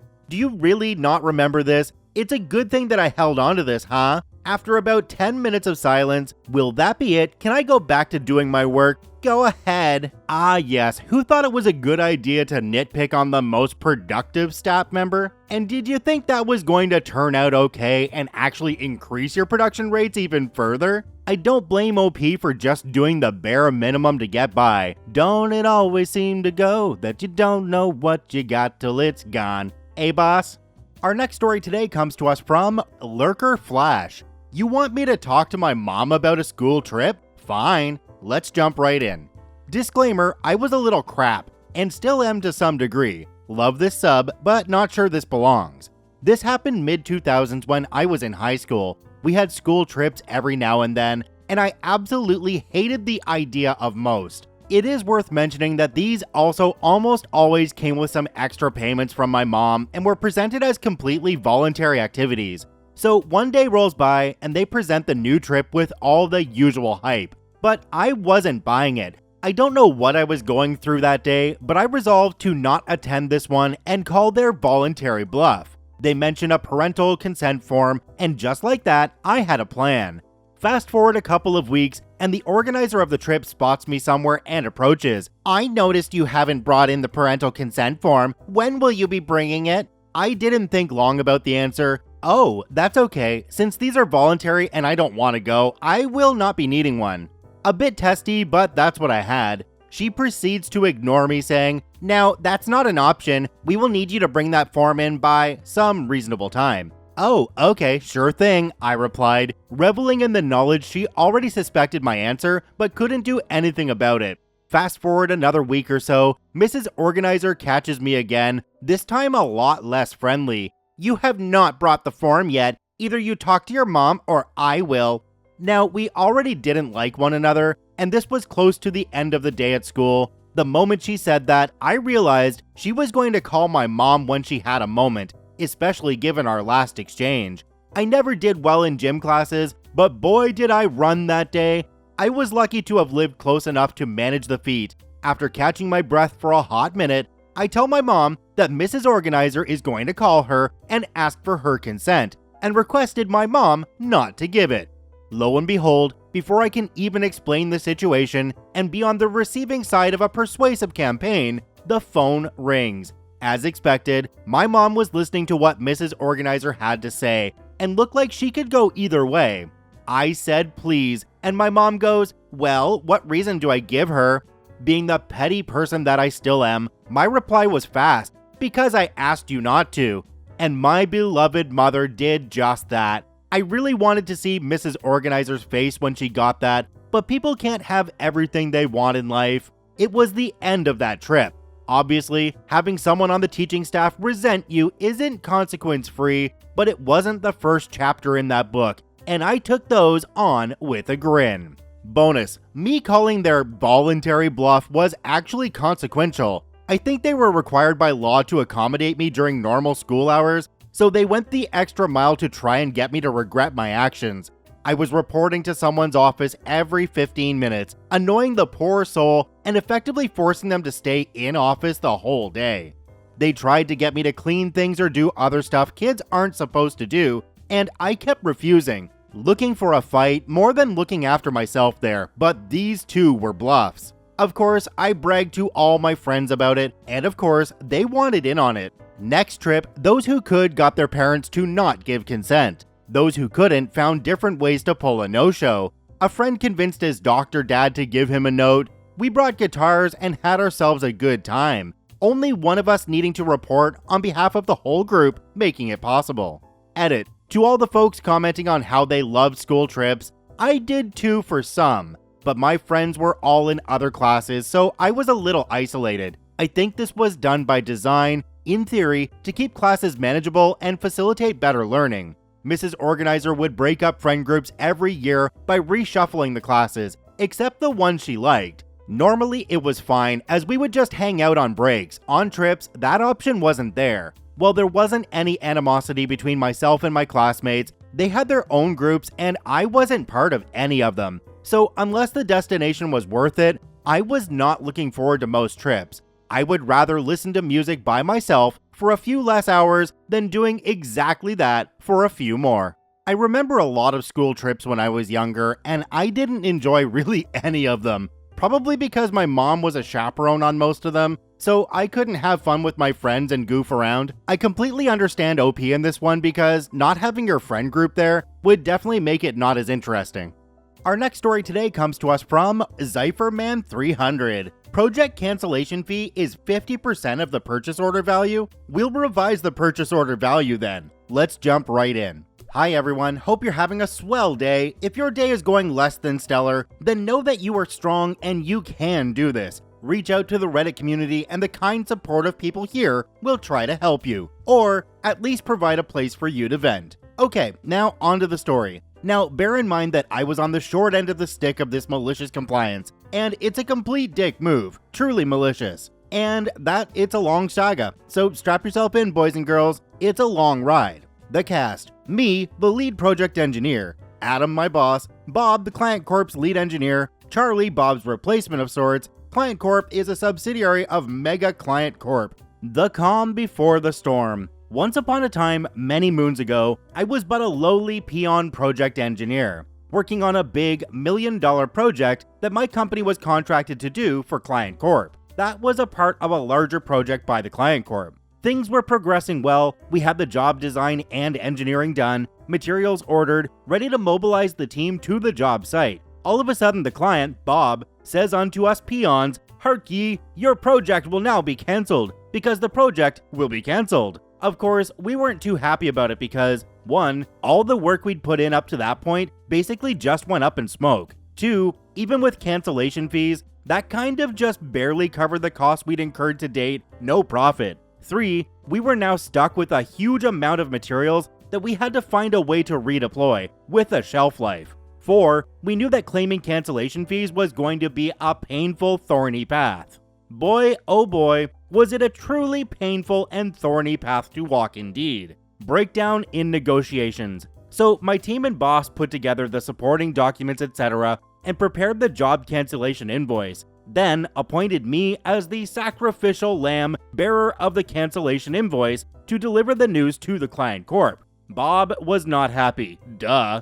Negotiations started with Bob, his bosses, Adam, my boss, and me in the room. Barely 10 minutes in and there's raised voices, palms slamming on the table, angry men all around. Adam and myself tried our best to placate the client's team to no avail, even as they tried whatever intimidation tactics they could to bully us into dropping the cancellation fees. We'd worked out a few options beforehand to be more flexible in this, but all were shut down by Bob's team in anger. Finally, Adam said the magic words. "This cancellation clause is written into the master contract with Mega Client. If you don't agree to this, then perhaps we can escalate to Mega Client's higher management for arbitration." The room fell silent. Obviously, Bob's client's team already had a lot of foul-smelling substances on their plate already, with the failure of the larger project as a whole. Their subsidiary organization was formed as a special purpose company just for this project, and the last thing they needed was more attention from the parent organization. Cue Malicious Compliance. "Fine," says Bob. "You know what? We'll pay you the cancellation fee, 50% of the purchase order value as stated in the contract." Bob's face took on a sinister smirk. "But we'll need to adjust the purchase order value." And with that, Adam and I got booted out of the office. The very next day, my company accounts department started screaming. Apparently, client had indeed adjusted the purchase order value from the original X million dollars down to $10,000. That meant the cancellation fee, going by the letter of the contract, was now only $5,000. Jesus, talk about a low blow. But wait, there's more. All subsequent attempts to reach out to Bob and his team by phone or email were stonewalled. Finally, after a few days, I personally paid Bob a visit at his office, only to have him laugh in my face and basically say, "What you gonna do about it?"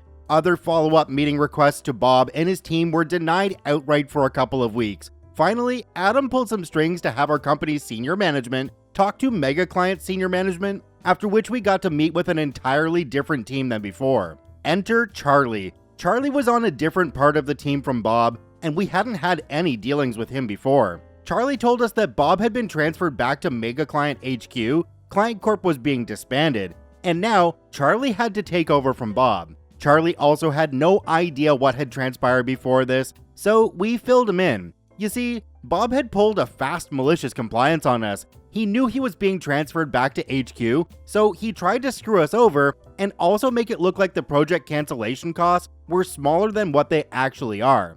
To give Charlie due credit, he did try to help us resolve the cancellation fees. Only problem is, with the stunt that Bob had pulled just before leaving, we were collectively stuck in a cesspit.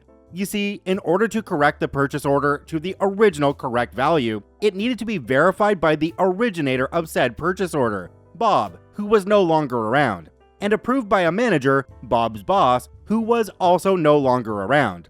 To make things worse, since the larger project had been cancelled, finance and accounting functions were now taken over by Mega Client's finance team, who had no idea of the backstory. and a boatload of suspicion as to why the purchase order now has to be retroactively increased after project cancellation in order to facilitate cancellation fee payment to a supplier, by a huge amount no less. What do you mean you need to increase the PO amount from 10,000 to X million after the fact? We need to get verification from the originator and approver to proceed, all in the midst of a corporate reshuffle within Client and Mega Client Corp, which meant we had to deal with a rotating cast of different people who, again, had no idea of the backstory to all of this. Fun times. All in all, it took us a year of painful back and forth explanations and negotiations, often repeating the same story to multiple senior managers, multiple parties, accusations of fraud, some creative negotiations, including transference of inventory to the parent company, Mega Client, to support some of their other projects, which in turn messed with our company's other projects with Mega Client to get things finally resolved and recoup our losses. Meanwhile, just dealing with all this meant that, effectively, I couldn't be reassigned to other projects because dealing with this became a full-time job in itself.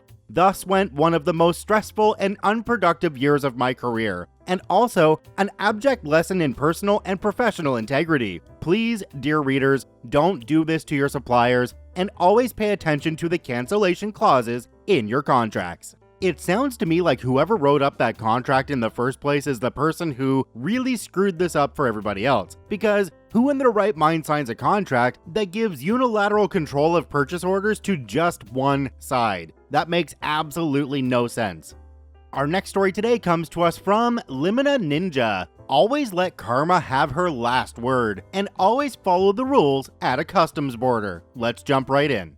A few years ago, I lived in Germany and wanted to spend winter holidays in my homeland, Serbia, which is not in the EU. I packed my 3 kids on my back seat. The twins were less than 2 years old and the elder daughter was 7. I drove from Hamburg to Hungary, where I had to cross the border to enter Serbia. However, due to the holiday season, the line with cars and buses was more than 1 kilometer long. The waiting time was several hours. There was no other option but to wait patiently and move slowly forward, 5 meters at a time. As the time went by, my kids got restless. I had to feed them, change their diapers, calm them down.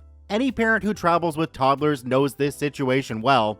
As I was focused on them, I didn't notice that 2 buses went through the border and that I had to move my car forward for some 30 to 40 meters. 3 cars behind me used this opportunity to slip by and get in front of me. By the way, such thing is not allowed before a customs border. I noticed it and went out of my car. I said to them that their conduct wasn't fair. I had 3 small kids in my car, and I wasn't using that situation to my advantage, and if I could wait patiently for my turn, so could they. But they all ignored me. I didn't tell them that this conduct is illegal, as I thought that everyone knew this. There were several signs that warned the drivers not to drive around and past a car in front of them. I didn't have time or energy to argue with them, so I got back into my car and thought, if I can wait for 6 hours, then I can also wait for 6.5 hours. Some 15 minutes later, 2 customs officers patrolled down the line of cars. For some reason unknown to me, probably routine, I cannot tell.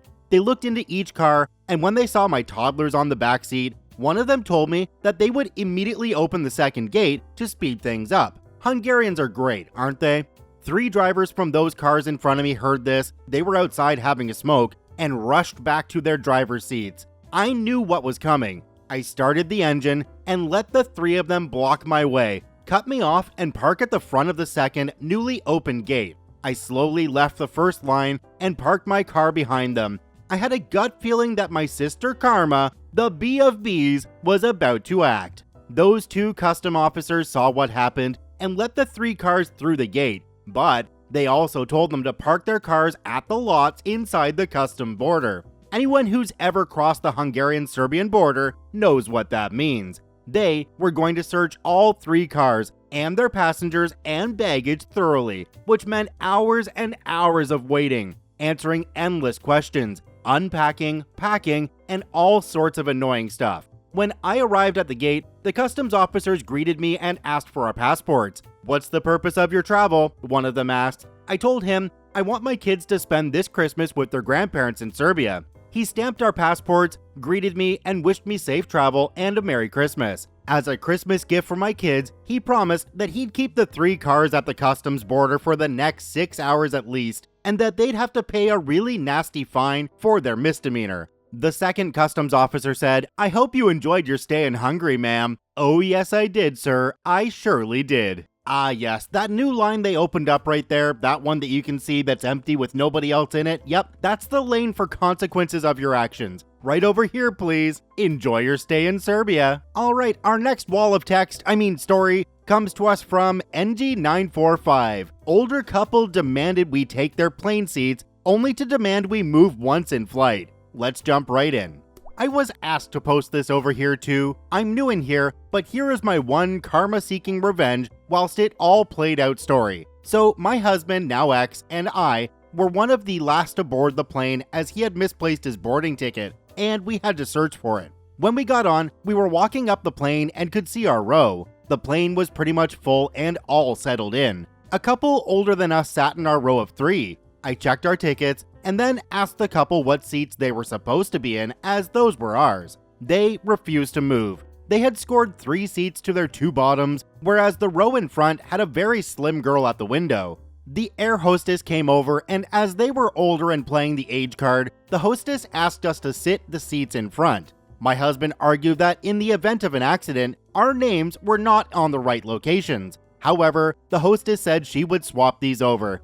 So we sat down next to the slim girl, who took up no room whatsoever. The couple behind were very loudly gloating at their win and discussing how they would have a very pleasant 14-hour trip home. My husband told me as soon as we can to recline the seats as he was pissed at their gloating. So here we are settled when this man starts walking up the plane. He was a very, very large man, long dreadlocks, shoving a baguette in his mouth as he made his way up the aisle. My husband just looked at me and smiled as he realized the only spare seat was that window seat that would have been next to mine. And yes, karma took a dump on the gloating couple's lap as the man asked them to move so he could get into his seat.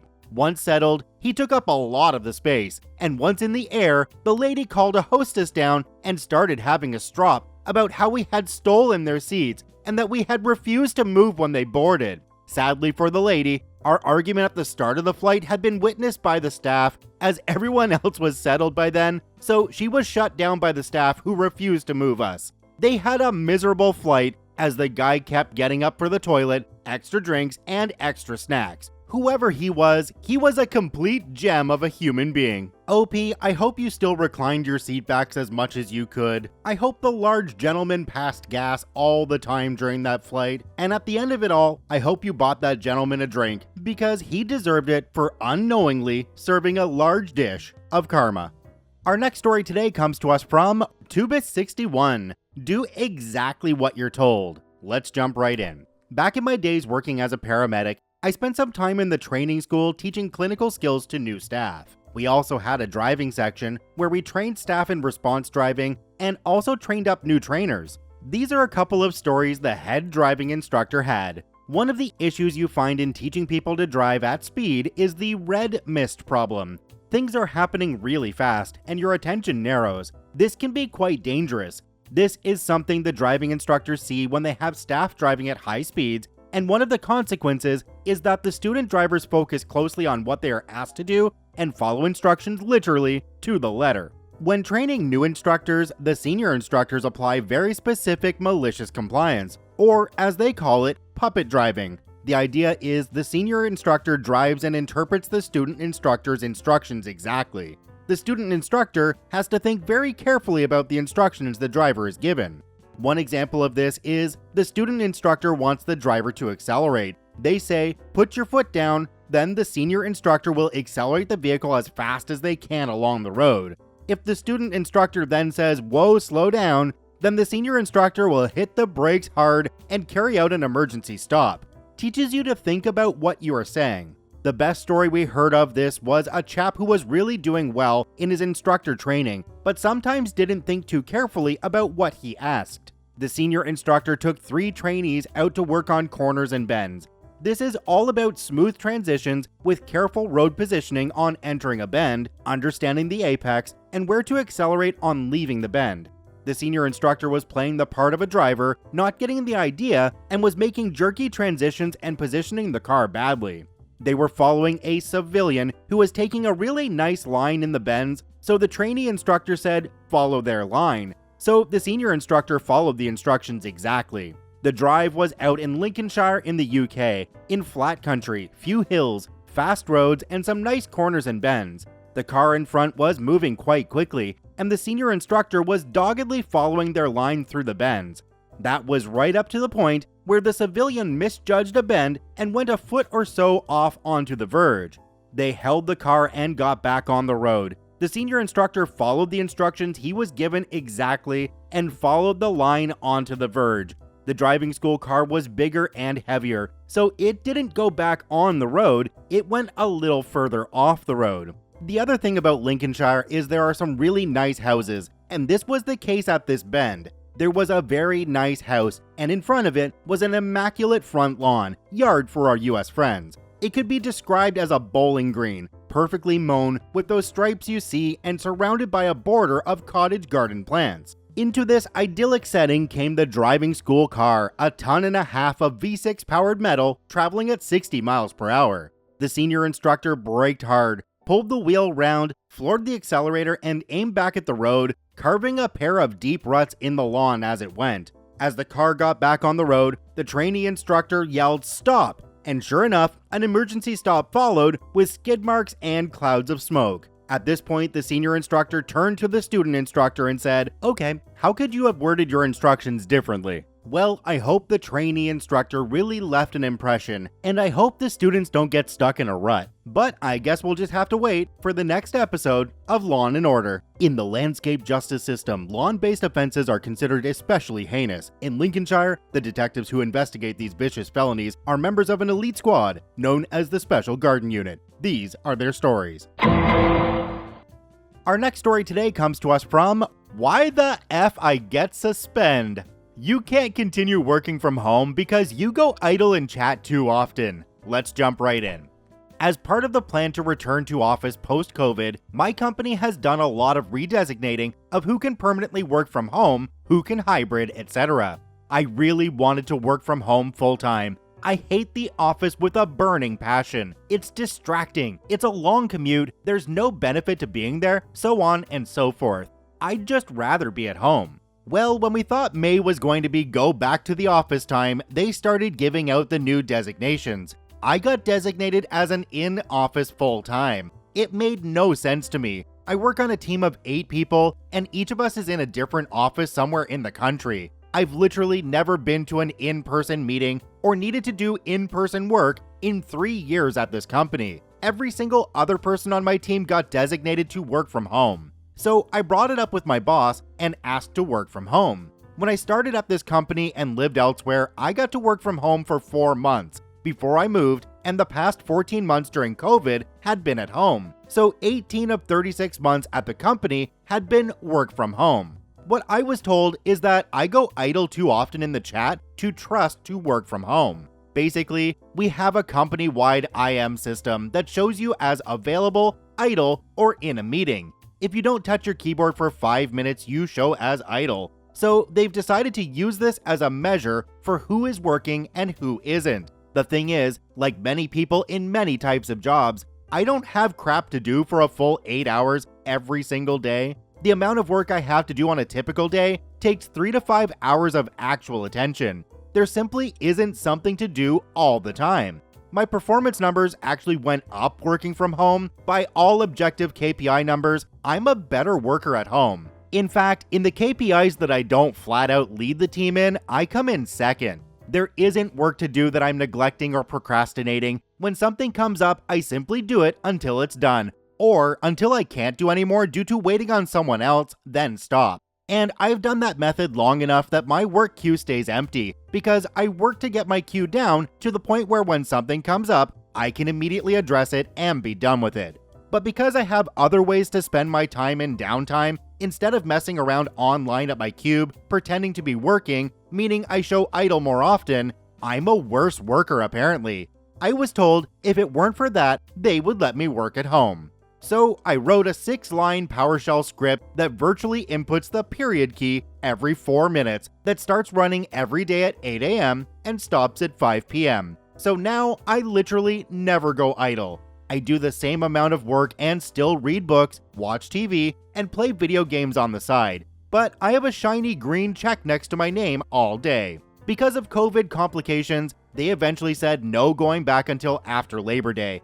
I just had a meeting with my boss, and he said over this time, they've noticed I go idle a lot less than I used to, so they're changing my designation to work from home, all because of a little icon in some software. This concludes my TED Talk on why low to middle level managers are the dumbest, most useless do-nothing positions in all of corporate America. OP added a couple of edits in the end, and they're kind of funny, so I'm going to add them in here. The first one says, I do not need to be told to buy a mouse jiggler for the 30th time. I'm aware of what they are. This costs me no money and achieves the same thing. Why would I pay to achieve an effect I've already achieved for free?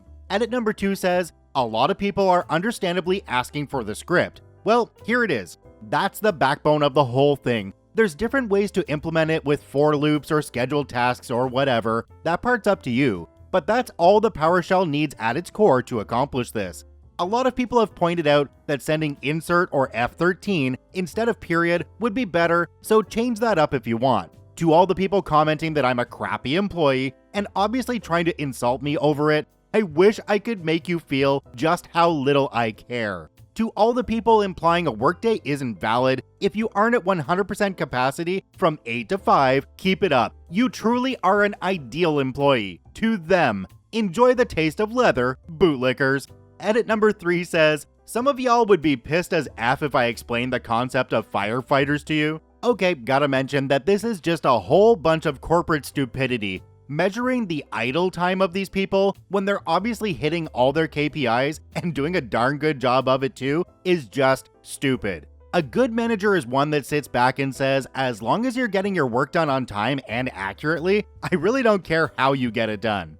Our next story today comes to us from Rustic Whiskey. Get rid of my vacation, have fun replacing me. Let's jump right in.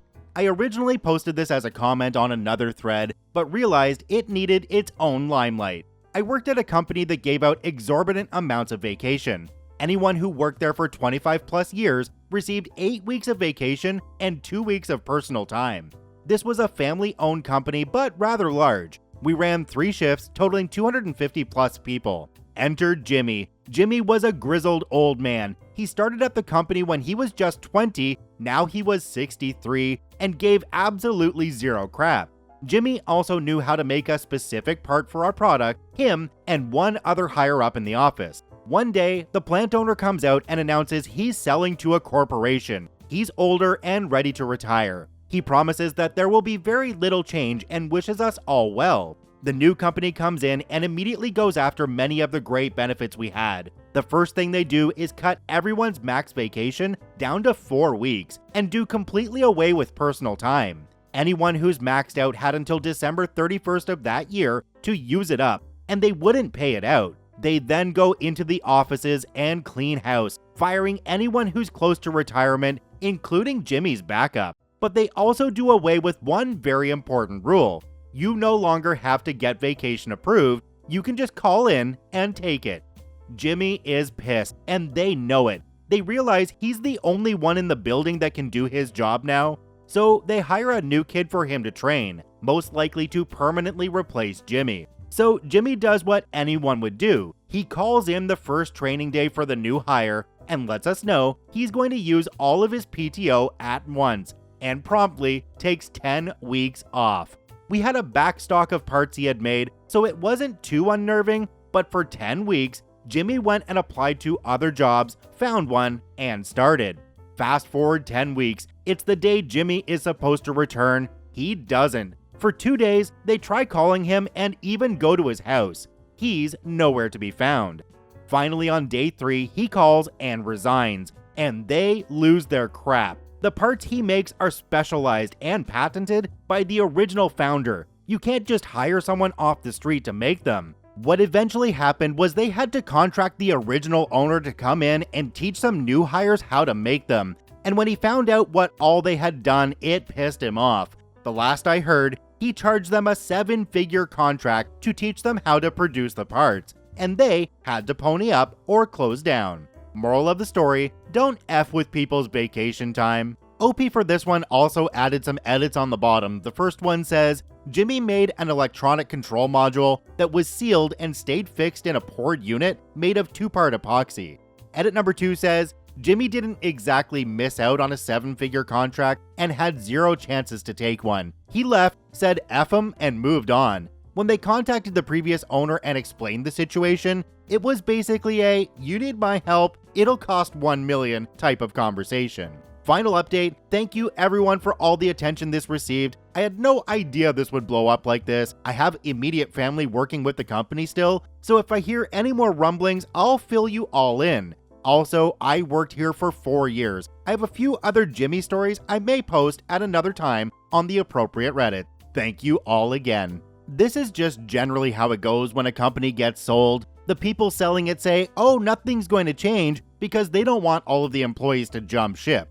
But they really have no control over what happens as soon as their hands are off of the business. So things get changed and employees get screwed. But sometimes, some employees will turn around and screw the new company owners back. A part of me hopes that the original owners would give a little bit of a payout to Jimmy for all the hard work, but that probably didn't happen.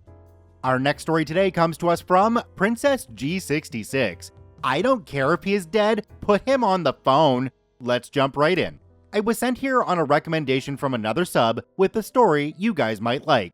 My father died on Father's Day 2012. He was divorced and living alone, and I am an only child, so that means I had to wrap up all of his affairs. This story centers around us trying to get his utilities canceled. I called in to see what we had to do to get them to cancel. The lady I spoke with on the phone said to send in his certified death certificate. I sent in the certified copy of his death certificate the next day. The next month, I got another bill. I called again and a new woman answered. She said that because I wasn't on the account, that she had to speak with the account holder. I informed her that the account holder was dead, but she wouldn't budge. I had to make an appointment with the supervisor so she could speak to him herself in person. I showed up at the Board of Public Utilities with another death certificate and his ashes in the clear bag that they returned his remains in. I plopped them down on the center of her desk and said, when she talked to him, to tell him that I loved him for me. The woman went pale, flew out of her chair, and called the cops. When they showed up, she claimed that I had assaulted her. And yes, my dad's remains were still sitting in the middle of her desk with the death certificate. The cops questioned me as to why I would do that. I told them the story. The supervisor's boss was called in, and they all stepped away from the desk for a private talk. While they were talking, the cops came over to talk to me. They said that I shouldn't take human remains out in public, but there was no laws that were broken. I said that I agreed with them that it was extreme, but she insisted to speak with him in person. By then, they were done talking between themselves. The supervisor's boss kissed up to me and got it taken care of. But the story isn't over yet. I had to call back a few days later to get utilities back to the house in my name. When the person on the phone saw the address and my name, I was immediately put on hold. The supervisor's boss that finally helped me got on the phone. She sucked up to me and waived all of the fees that come with setting up utilities. Just as the call was ending, she informed me that she was again so sorry for the employee's lack of compassion. She said that the employee was terminated, and again, she is so very sorry. Now, if OP had already sent in this certified death certificate, don't you think it should have been on file somewhere that this employee would have seen it? I mean, I understand only being able to speak to the account holder because that is a rule in most call centers for most companies. But when OP mentioned that there was a death certificate on file, that should have been the end of that. In fact, most larger companies have a department or at least a person that deals with those types of accounts alone. Well, I feel that OP was justified bringing the ashes in and plopping them down on the desk, but I'd love to know what you all think. Please comment down below. Our next story today comes to us from Theory of Relative T. My appointment was canceled for being 5 minutes late. I guess I have to reschedule. Let's jump right in. This happened about 4 years ago when I got a summer job at my university. The job was working for professors that I had worked with before, and they asked me last minute to teach a summer workshop to 9th and 10th graders. So with less than 2 weeks before the camp starts, I have a bunch of paperwork to do first, including clearances that say I can work with kids. One of these is an official FBI check for which they need my fingerprints. Well, I needed to do the physical fingerprinting right away in order to get the results in time. Luckily, I was able to book a fingerprinting appointment for that Friday, booked 24 hours in advance as required, which would be just barely enough time to get the result. That Friday, I catch the subway to campus, and it's atrociously slow. I'll admit, I should have planned for this. The subway here is always behind. Anyway, I end up slightly late getting to campus, so I literally run to the police station and enter the front room at exactly 5 minutes after my appointment time. I know this because, as I stepped through the door, I felt my phone buzz with what turned out to be a "your appointment has been canceled" email. I speak to the security cop behind the bulletproof glass inside, and I learn the appointment was canceled after he checks my confirmation number.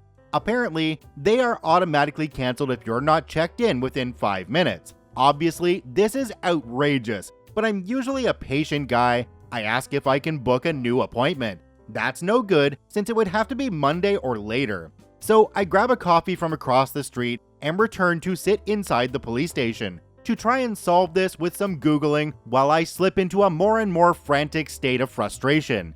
I can't find anywhere in the city that can fingerprint me before Monday, but here's what really pushed me over the edge. While I'm sitting there, at this point 30 minutes past my appointment time, someone else comes in for fingerprints. She shows up 5 minutes early. They take her in immediately, and she's out before her appointment was even scheduled to begin. The entire thing took her about 2 minutes. I point out to the cop behind the glass, as politely as I can, that clearly someone could see me right now, because her appointment is already over. Why can't I have the current slot? But the cop insists that since my appointment was canceled, my registration info was no longer in the system, and I can't be seen today.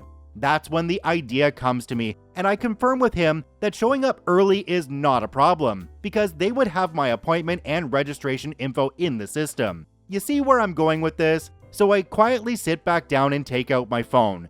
About 10 minutes later, I calmly approach him again and say, "Hello, I have a new appointment to be fingerprinted. I'm about 72 hours early."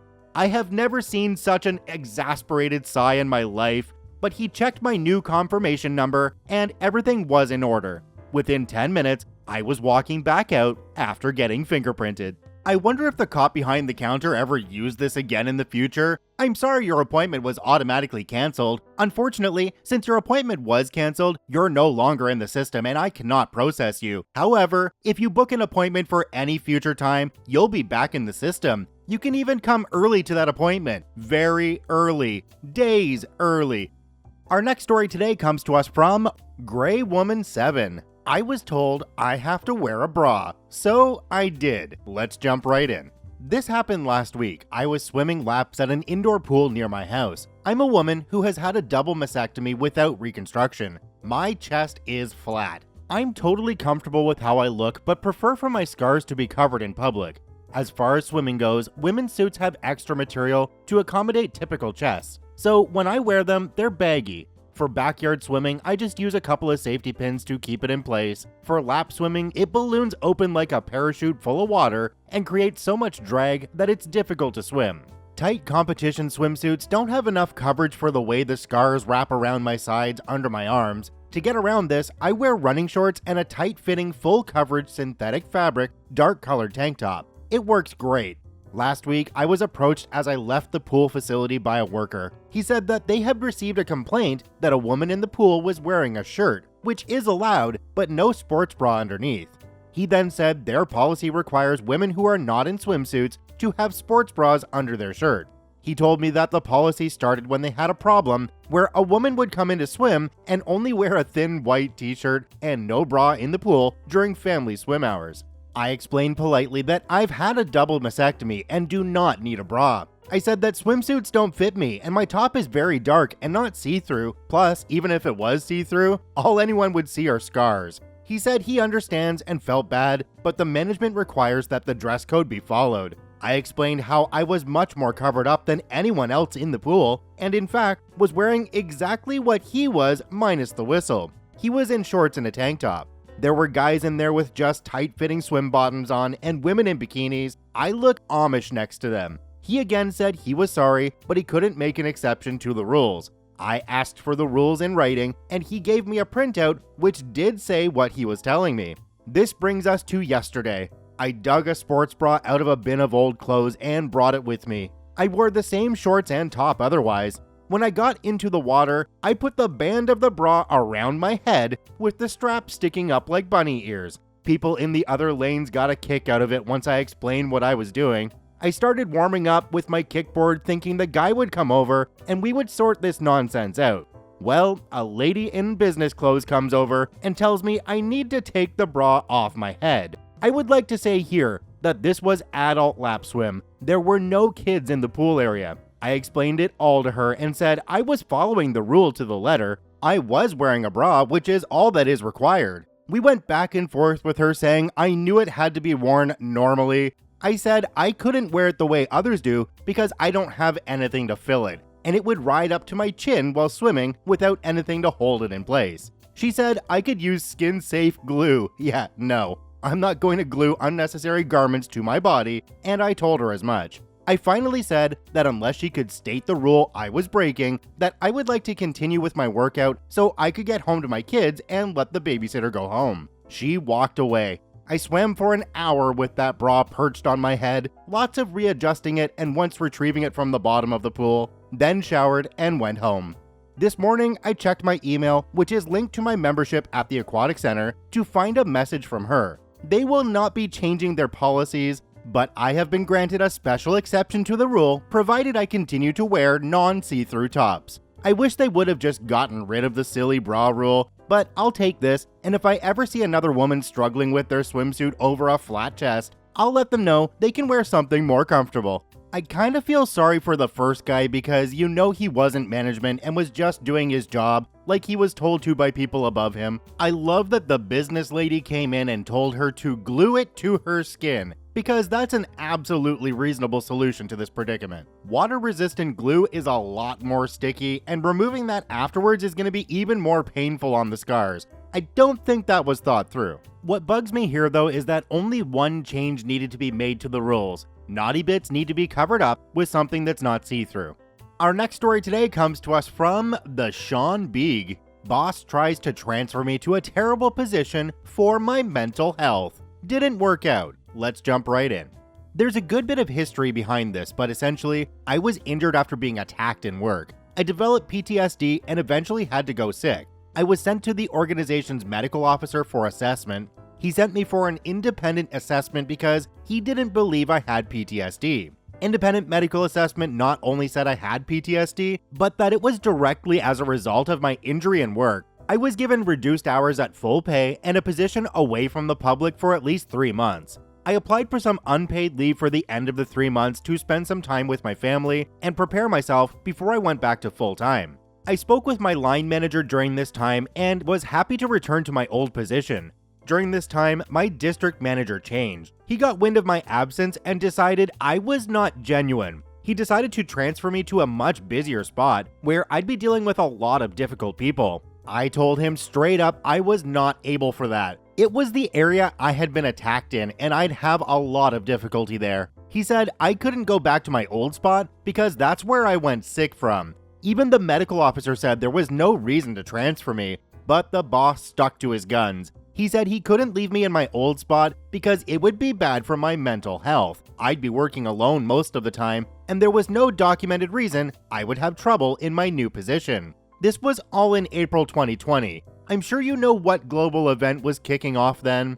So I decided to get some documentation. I went to my own doctor. He was disgusted at how I was being treated. He gave me a few tests. The weeks of stress and anxiety had raised my blood pressure and given me some breathing issues, similar to hyperventilating. I had a few other small issues too. He signed me off work for 6 weeks citing stress-induced breathing issues and high blood pressure, and stated in a letter that these might place me at higher risk of adverse effects from COVID. My boss was not happy with this at all, so sent me back to the medical officer for assessment. The medical officer took one look at my doctor's documentation and decided to do a consult with me by phone instead of in person. He decided that I was too high risk to work with others and issued a direction that I was not to work unless it was in a well-ventilated office on my own. Otherwise, I was to be given paid leave. No such position was available, so I was placed on paid leave. Towards the end of the year, someone noticed I wasn't around. A line manager contacted me and told me I'd have to be reassessed as I couldn't expect to have free holidays. In the meantime, they'd set me up working from home. It took them till January this year to set that up. I went for reassessment again. I told the medical officer how great I was getting on working from home. The medical officer thought that me working from home was ideal, so directed it should continue indefinitely. All I wanted was to go back to my old familiar job. I should also note that they never replaced me there. It was a one-man public role and has been closed for nearly 2 years now. Don't you just love the boss that thinks they know better than two trained medical professionals? OP, I love how you came out on top though. You even got a better option than I think you were going to get in the first place, and work from home is absolutely amazing. Our next story today comes to us from DodoHead974. You're on a performance notice, no raise or bonus, no work from home, no overtime, and no learning new responsibilities, and then COVID happens. Let's jump right in.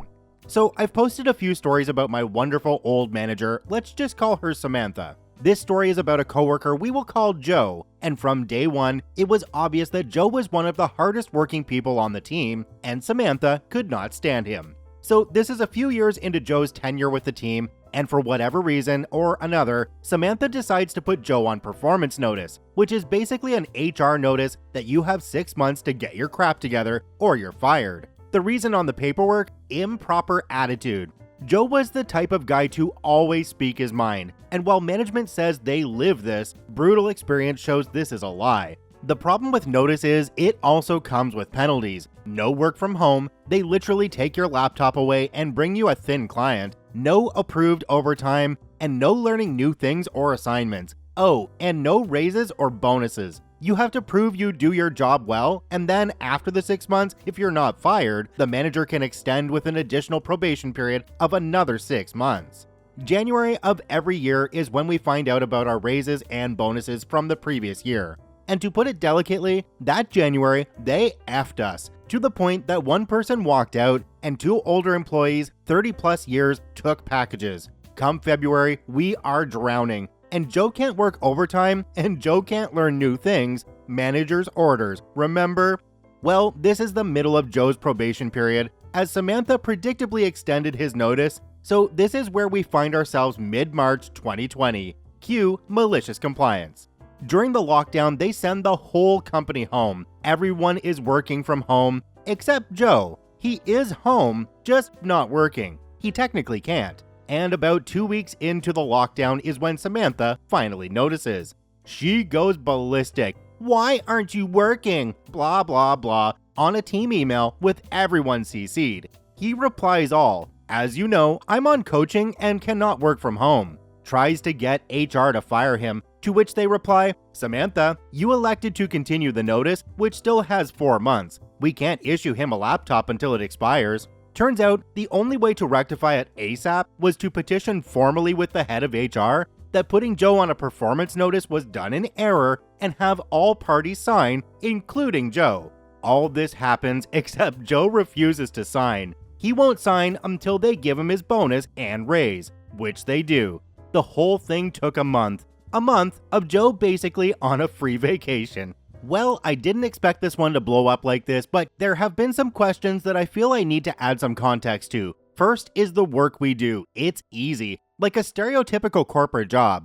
A concerted effort of maybe 3 hours a day is enough to do your job. Most people screw around, chit-chat, and milk the day. Some people even go further and milk the work so much that they need help with their workload. We have a coworker who would literally watch Netflix all day. Management either never figured it out or didn't care. I've had days where I've done all my work before lunch and took it easy the rest. And then I've had days where I didn't do a thing all day. Incompetent management creates gray areas. As long as the work gets done, they don't look too deep into who is doing what, and people get away with minimal work, knowing others will pick up the slack. This is where Joe found himself when the pandemic started. The company, which has never had all of its employees or even a good amount remote at the same time, was unprepared on how to handle the situation, and our managers were even less prepared.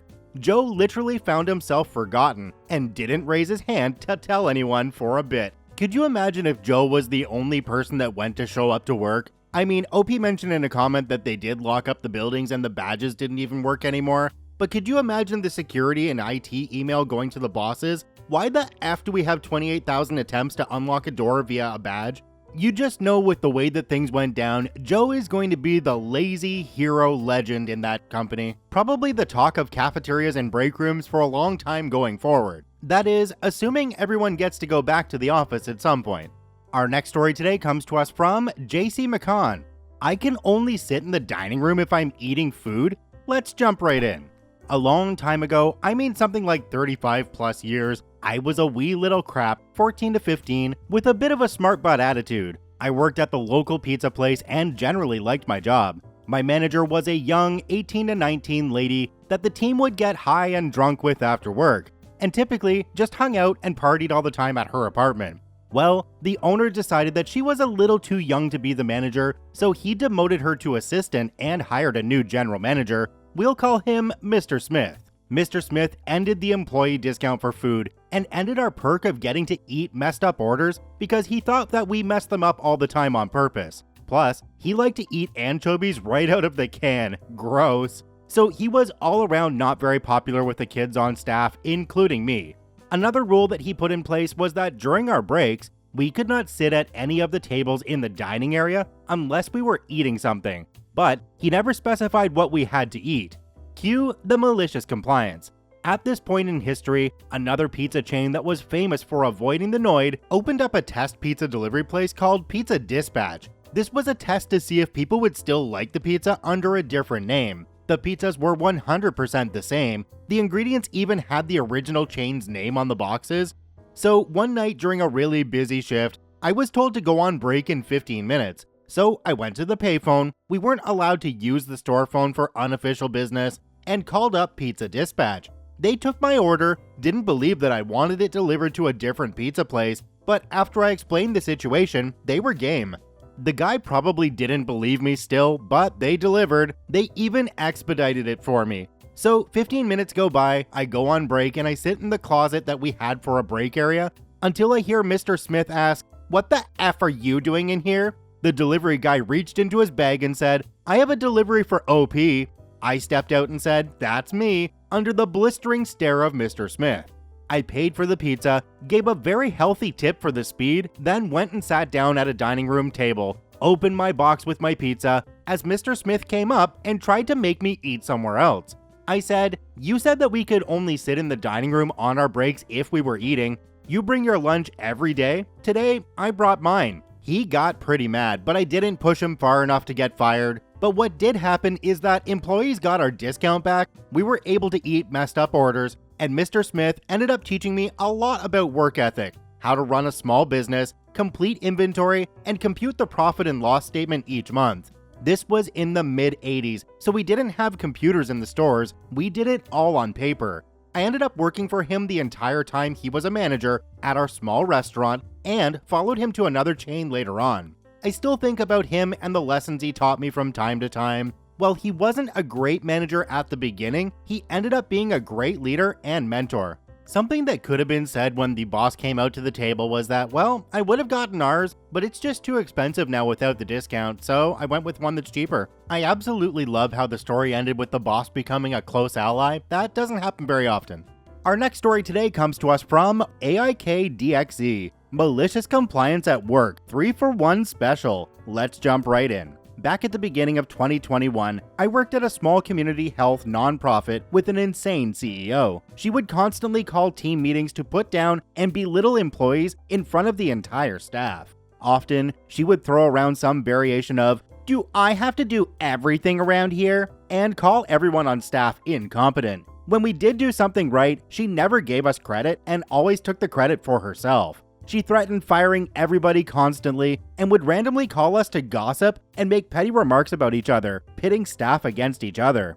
One day, the CEO called a team meeting. In a group text chat between some of the more chill employees, we immediately began sending snake and eye roll emojis. Sure enough, we get on the call and she begins by bringing to our attention how Louise does not dress appropriately for work. Louise, who is also upper management, the COO, looks about ready to smack the CEO. The CEO viciously tears into Louise, commenting on everything from her hairstyle to her lipstick shade to how it's inappropriate for Louise to wear off-the-shoulder blouses that show her collarbone. She then tells everyone that we all had better start dressing more formally or there would be consequences. The next day, the CEO calls another meeting. We all join and Louise turns on her camera. I immediately had to turn off mine because I did not want to be caught laughing my butt off. Louise was dressed from head to toe in what looked like something someone would wear to prom. Her hair was immaculately styled into an elaborate updo. Her makeup was professionally done with lash extensions and everything. She was dripping with what I assume were fake diamonds, tiara, earrings, necklace, bracelets, and rings. And she wore the most ridiculous navy blue satin and tulle formal gown with a faux fur shoulder shrug to cover her collarbone.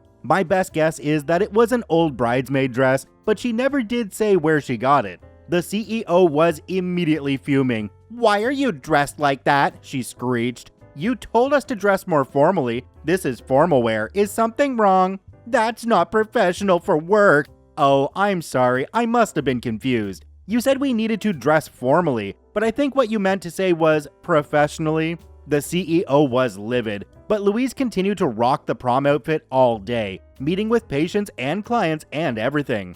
Later that week, Tina texts our group chat and says the CEO is requiring her to submit a detailed timesheet with what she was doing and working on down to the minute for her entire day. She was going to BCC us on the email. Sure enough, it pops into our inboxes a few minutes later. Tina had literally detailed her entire past 24-hour day down to the minute. 6:45 a.m., awoken by husband's flatulence. 7 a.m., peed and changed menstrual pad. 7:02 a.m., began bowel movement. 7:10 a.m., completed bowel movement. 7:12 a.m., turned on shower. 7:13 a.m., tested water temperature with you get the idea. Apparently, the CEO called her on her cell phone and berated her for sending such a detailed timesheet.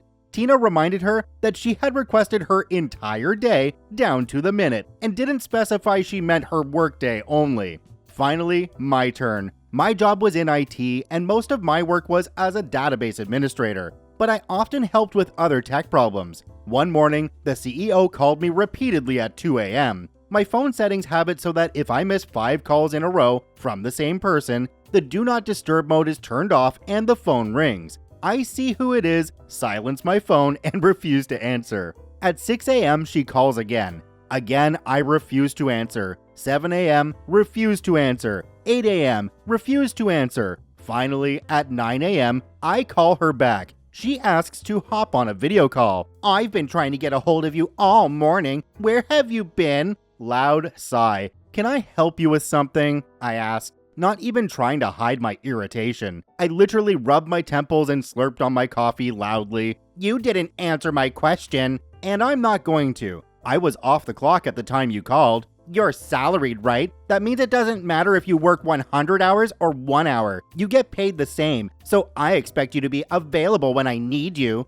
"What do you need?" "I need you to reset all of our company usernames and passwords. We're letting someone go today, and it's company policy to change all of that." At the same time, Louise texts me that she is being let go. So I read the company handbook and make a copy of the page that says the IT person must update the usernames and passwords and give the information to the COO. I changed all of the usernames and passwords to everything, from social media accounts to bank accounts to QuickBooks and emails. I send the usernames and passwords in an encrypted email to Louise and then send the CEO my 2-week notice. 2 weeks go by. It's the last hour of my last day. So what do? Change all those usernames and passwords again and send them to Louise, who was also celebrating her last day. I log out of my email, put my company phone and laptop in the mail, and spend the evening cackling at my malicious compliance. The very next day, on Saturday, the CEO calls me repeatedly, Finally, she leaves me a long and howling voicemail to say what I did was unprofessional and she would make sure my reputation suffered and I would never work in that industry again. I wait until Monday to call her back. "Hey CEO, I see you called. I need the usernames and passwords to everything. I'm sorry, but I don't work there anymore. You will have to contact your IT person to help with that." "You are the IT person." "No, I was the IT person. Now I'm a private consultant, and I would be happy to provide my services at a rate of $100 an hour." "You changed all the usernames and passwords and didn't provide them to me." "Correct. Per company policy, when an employee leaves the organization, the IT person is supposed to update everything and send the new info to the COO. I was leaving, so I updated everything. I provided all the usernames and passwords to Louise." "You knew she was quitting too. Why would you give them to her?" "Because the company policy says to transfer the new username and passwords to the COO, not the CEO. Louise was the COO when I left." Caught in her own bureaucracy, she then had to spend weeks trying to gain access to all of the company accounts. On Louise's and my last day, Tina and another employee quit. Another person announced her retirement. Once the 5 of us were gone, we were followed by several other employees. In total, 11 people on the 14-person staff quit within a few weeks. The best part? I got a new job making the same amount I did at the crappy nonprofit, but part-time in a government position and with full-time benefits. So much for my reputation suffering. I stayed in touch with one of the employees who stayed behind. She's only 3 years away from retirement and is basically Stan from The Office. She said they've hired at least a dozen people. All of them quit as soon as they could find another job. Anyway, I'm bored in the hospital and started going through old texts, stumbled on our old group chat and had a good chuckle. Thought you all might find it humorous too. Names have obviously been changed. One common denominator between all of these stories is the fact that these managers don't realize that IT runs the company, and you really shouldn't screw the IT person. All those systems you need to keep your company running, in this case, were all run by one person, and that one person has a lot of power. This CEO definitely learned that lesson today, and I'd love to say that they won't make that mistake again, but they don't sound all that smart, so they probably will. Our next story today comes to us from iSafura. No folding napkins? Well, okay then, let's jump right in. This was a few years ago, back when I was working at a mid to high-end restaurant in a touristy New England town. I started as a busser, and that's where this story takes place. First, our cast, yours truly, a floor busser. Other floor bussers, 3 of them for a total of 4. Back bus, the one busser to rule them all. He's stuck in the back room running dishes, polishing silverware, taking out the trash, and a bunch of other stuff. Bob, the lunch manager, not his actual name. Second, our scene. The restaurant has 2 floors, with 2 floor bussers per floor. When bussers arrive, our job used to be folding napkins for use in the service ahead. As one would expect, when you put a bunch of high schoolers and one outlying college student, together, folding napkins was not a priority, but catching up on gossip was. On a normal morning, I folded a majority of the napkins used during lunch simply because I was faster and could talk while doing so. Meanwhile, the back bus had to set up all of the bus stations before he could join the rest of us, and the wait staff set up everything else. One day, Bob decides the floor bussers are not doing enough to help get the restaurant ready for service. His plan to fix this? Bussers were no longer allowed to fold napkins. Instead, we had new setup chores. At first, we bussers tried to strike a balance by having 2 floor buses do the new chores and 2 do the folding. But nope, all bussers had to do the new chores. There would be no more folding of napkins unless chores were done. If they weren't done, oh well. From now on, folding napkins was added to the back bus's list of duties. I also worked nights, so I didn't find this bit out until my next lunch shift. I want to give a shout out to the back bus of this story for actually agreeing to go along with this. The dude was a champ and still is. Third, the malicious compliance. We didn't fold napkins, we performed our new chores. Meanwhile, the back bus did all his normal setup chores and then furiously folded napkins. However, as expected, we ran out about 2/3 of the way through the shift. Servers started folding napkins just to reset tables, and they complained to Bob because they were doing our job. God forbid the waiters had to bus a table. Bob demanded to know why there weren't any napkins. Why isn't Backbus folding them? Turns out he was doing one of the dozen other more pressing tasks, like running dishes or taking out the trash. Annoyed that Backbus is doing his actual job, Bob ordered one of the floor bussers to go fold napkins. We managed to get through the shift, and the dinner shift starts coming in. The dinner bussers get to folding and are confused as to why there are no napkins. We tell them that lunch bussers are no longer allowed to fold napkins. I had a few dinner shifts. Meanwhile, the same thing plays out during the lunch shifts. Floor bussers do their new chores, Backbus can't do it all, and they run out of napkins in the middle of a rush. Bob doesn't understand why one busser can't fold the same amount of napkins as 4 bussers, so he comes up with a new plan to fix this. The dinner shift bussers now have to fold enough napkins for the lunch shift, or at least enough for lunch to start. To which the dinner shift busser said, "Oh hell no." Bob tried to throw his weight around, but since he wasn't a dinner manager, dinner bussers were technically out of his jurisdiction. Plus, they could fold all the napkins in the building, but there was no guarantee there would be any left over for the lunch shift, let alone get through dinner during the high season. The dinner bussers told the dinner managers what was going on, one of whom was the general manager, and management told Bob to knock it off. Bob adjusted his policy so that 2 bussers could fold napkins in the morning, and the other 2 did all the chores. We still ran out of napkins on occasion, but it usually wasn't because enough wasn't prepared before service started. Ah yes, Manager Bob making a mountain out of a molehill and then deciding to die on that hill. I mean, out of all the things that can happen in a restaurant, folded napkins are the thing that he worries about the most. Really? Gotta say though, this is the most interesting story I've ever heard about napkins. Our next wall of text, story, comes to us from World Eater 43. I parked exactly where you told me to. Let's jump right in. I work at an EMS agency, and a decade ago, one of our bosses, who has an outright hostility towards my coworkers and just sits in an office all day, decided our out-of-shoot times and late responses were because we just don't go on calls and not due to short staffing and lack of equipment to go in service with. Our post in the one town has a proper quarters with furniture, bathrooms, TV, microwave, fridge, etc. Well, apparently per the boss, we were late because we took our time and had to get dressed every call and go to the bathroom after the tone sounded, and his poor management was entirely our fault. This was nonsense, and we were basically always ready, but oftentimes responding from out of town due to covering multiple areas at once. So he proposed a new punishment post a mile down the street at a busy intersection where we are supposed to sit in either a car dealership slot or a gas station. Well, we had very good relationships with these businesses and asked them to complain about our loitering, which they did.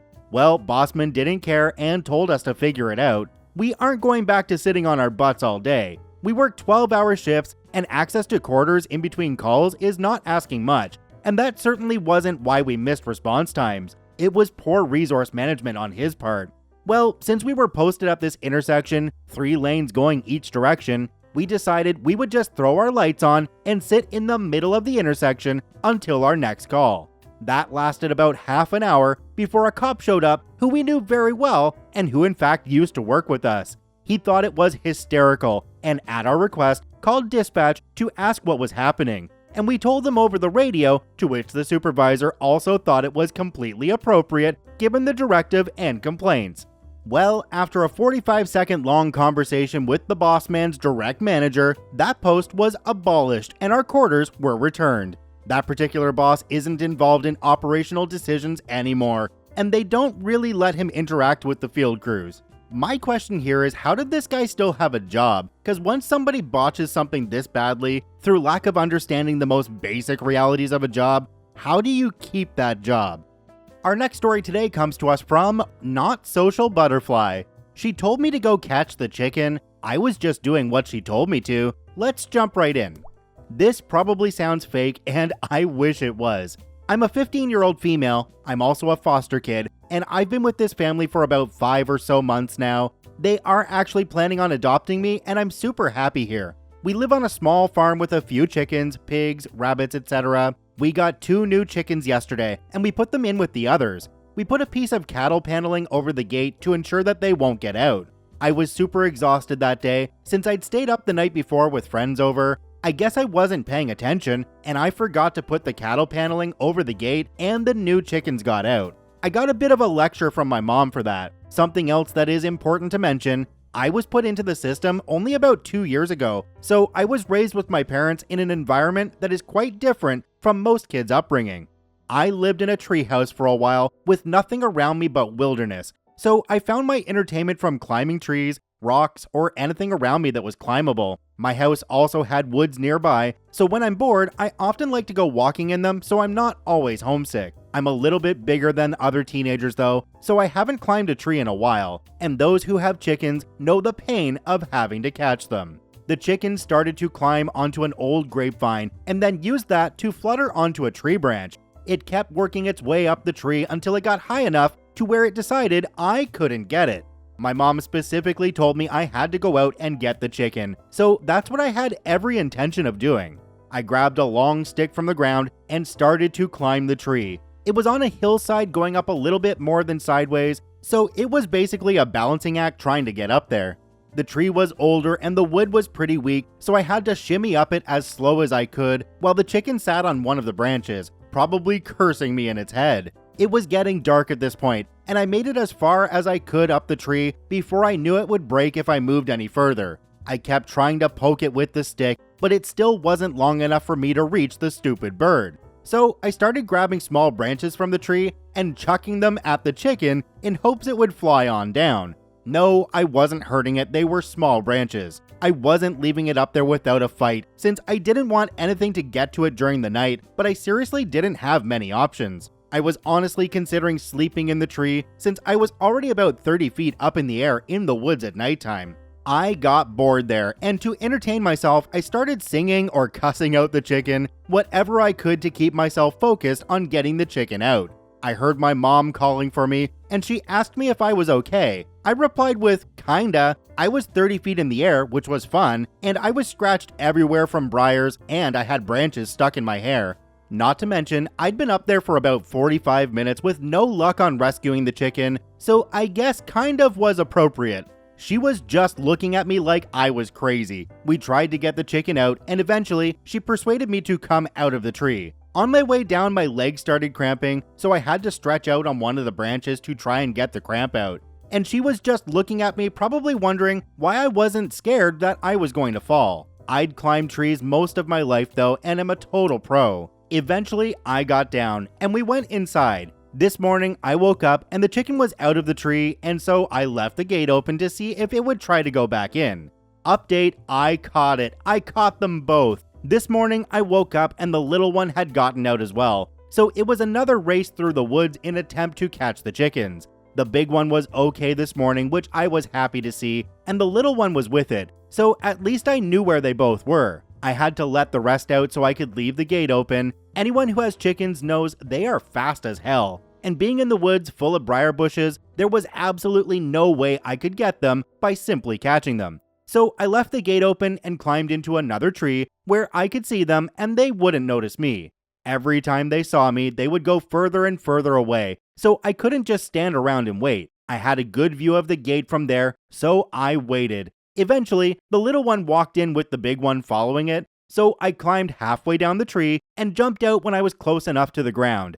I ran over and shut the gate. Then, I went and picked up the rest of the chickens and put them in, and they are getting along amazing, I should add. I waited a few to see if they would get out again, and the big one literally just flew over the fence and the little one followed. I honestly give up. My plan is to go check back up on them when it starts to get dark. I don't want them to have to roost in a tree. I want you all to think of something right now because most of you know the saga of Mr. Coo on the KCC channel. Could you imagine trying to get Mr. Coo back into a cage? That's all I could think of the whole time I was reading this story. It was mentioned a bunch of times in the comments down below that they just needed to feed the chickens inside the coop at the same time each day and call them and they'd all come running. Very easy to get them back in one place, and then you can gate it off again. Our next story today comes to us from Neurotic. So you want to be kept up to date about your son's behavior? No problem. Let's jump right in. I teach, have done so for the past 13 years now. Most parents are just fine. They care for and love their children and treat me and my colleagues with respect. You have the occasional parent you don't see because they don't care, the helicopter or curling parent, and the parent who doesn't believe they're raising Satan's offspring. The latter is the one I had the misfortune to deal with for 2 fluffing years. I was mentor of 20 kids in their first 2 years of secondary school. It has its ups and downs, with the biggest up that you knew every fiber of every kid, and 2 years of relative hell if you had kids who were a nightmare. Kids started secondary school with me as a mentor. He started out alright. There were some minor things that were normal for a teenager trying to fit in. It all started after Christmas holidays of that year. Nothing special happened. It's like a switch just flipped inside this kid, bullying classmates and other students, pushing around, being extremely disruptive in class, cursing at teachers, grabbing things up to the point we suspected he stole things from teachers and students alike, but lack of security cameras were a problem. Mom and Dad were invited many times. School counselor and my boss sat in on many of these conversations. Mother denied and said that her son didn't do such things. We didn't get any further but had no grounds on expelling the son. Summer break came, and due to the fact that a lot of things went missing, cameras were set up. Classes started in year 2, and first day, he let me know he was there and had changed. For the worse. We had 5 calls with Mom in that first week alone. Mom was invited once more, and she then was surprised that I was the only teacher complaining. Like, what the actual heck, lady? Did you not listen to that multiple teachers complained through me, and that I told you multiple times what they said to you? No. She demanded that she got a call or email from the teachers herself if her son did do anything, and I quote, "But I highly doubt that since I know my son won't ever do the things you said."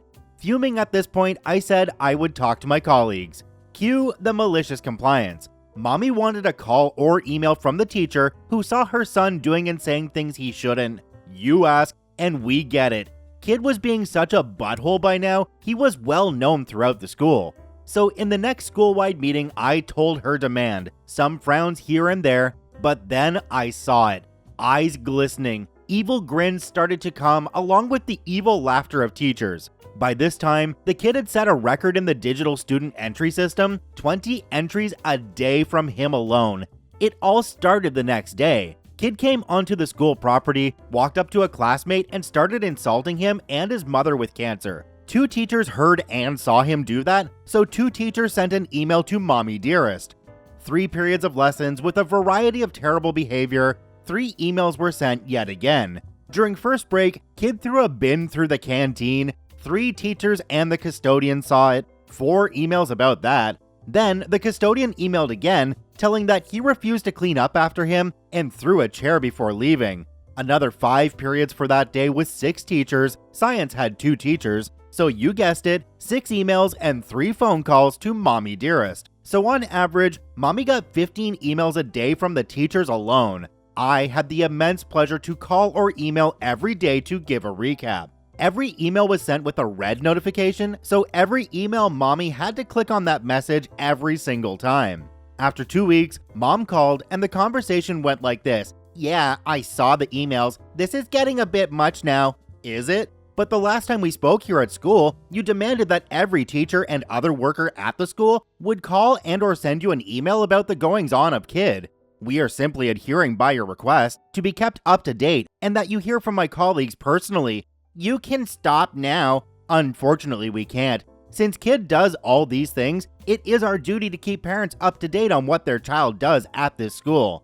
Also, you requested it, and we don't want you to get upset by not knowing what is going on with kid. "This is getting out of hand." Is it? I don't think so. My colleagues even said they like it so much that you are such an involved parent and that you like to hear from them. Thank you for that. Bye now. Click. This went on for another 8 weeks. Mom called or emailed a couple of times a week and got the same response from me and other teachers and personnel. It went like this until kid screwed up on a big scale. While we were busy getting all kinds of help around kid, he finally bombed every chance to stay at our school. Kid decided that shouting, cursing, insulting, and wishing the worst possible diseases upon my colleagues and myself weren't enough anymore. When I wanted to talk to him yet again about his behavior, he picked up a chair and decided to hit me with it, in full view of the class, a colleague, and the cameras. Kid was tackled and pinned down by classmates. Colleague called the cops, who have their lovely station across the street, got the kids off of the kid, and I managed to get away with no broken bones but some big bruises. School filed charges for me. Fun part is that I got to sit with mommy dearest and dad, and even then she tried to deny that her son would do such a thing, until she and dad got to see the footage. The look on their faces was priceless. I wish I had permission to record it so that I could watch it time and time again with a soda and some popcorn. Kid was expelled, got some hefty community service and a fine, normal here, got a juvenile record as well. To answer a likely question, where was dad in all this? Dad was apparently kept in the dark about what kid did. The emails were sent to a shared email account, but since email on phones wasn't a thing back then, he never saw the emails as she hid them. Dad divorced mom as apparently she had been spinning a lot of lies about a lot of things. Good part, dad felt so sorry for what his son has done that he sent care packages for all personnel at the school. Best part, we didn't have to deal with kid or mom ever again. We got his brother though, and we continued the emails and calls with dad to tell him what a wonderful kid this boy was. I think when you have a parent that's so far into denial about their kid that they should be made to come into the school and actually observe their kid's behavior with the kid not knowing that they're there. Without any further explanation about CPS being called or anything like that, and OP says that they were down in the comments, but in the story itself, it really makes me worried that this just all of a sudden snapped and happened. Something had to have happened in that kid's life to trigger this behavior. Gotta admit though, I was happy to hear that the brother was a wonderful kid. Our next story today comes to us from Ladder Chemical 7937. Either a dog lives in this house or I live. Okay, let's jump right in. So this incident happened between me and my father about 11 years ago. My father used to work in sales for an international company. Due to the nature of his job, our family had to relocate constantly every 2 to 3 years, sometimes even to other cities and states. Because of this, I never had a close group of friends. It wasn't a big deal initially as my sister used to live with us and I always had someone to talk with. But when she moved out for her college studies, I started to get bored alone at home. My mother tried her best to make me not feel alone, but as you know, a teenager is rebellious by nature and wouldn't like talking about stuff happening with them to their mom. To overcome this, I suggested that we adopt a dog. Now, my mother has had a pet dog before her marriage, so she was all for it, but my father was extremely against the idea. He had developed a fear of dogs since his childhood, and his stance on a pet dog was as firm as a line on a rock. We went back and forth regarding this. I explained how a dog would be a great companion for me, and it could really help me get out of the house more. I wasn't an outdoor kid, since I didn't have friends other than those in school. In the end, my father gave me a final warning. Either a dog lives in this house or I'll live in this house, implying that he'd leave us if I brought home a puppy. Now, here's where the malicious compliance lies. In my native language, there are 2 separate words for both male and female dog.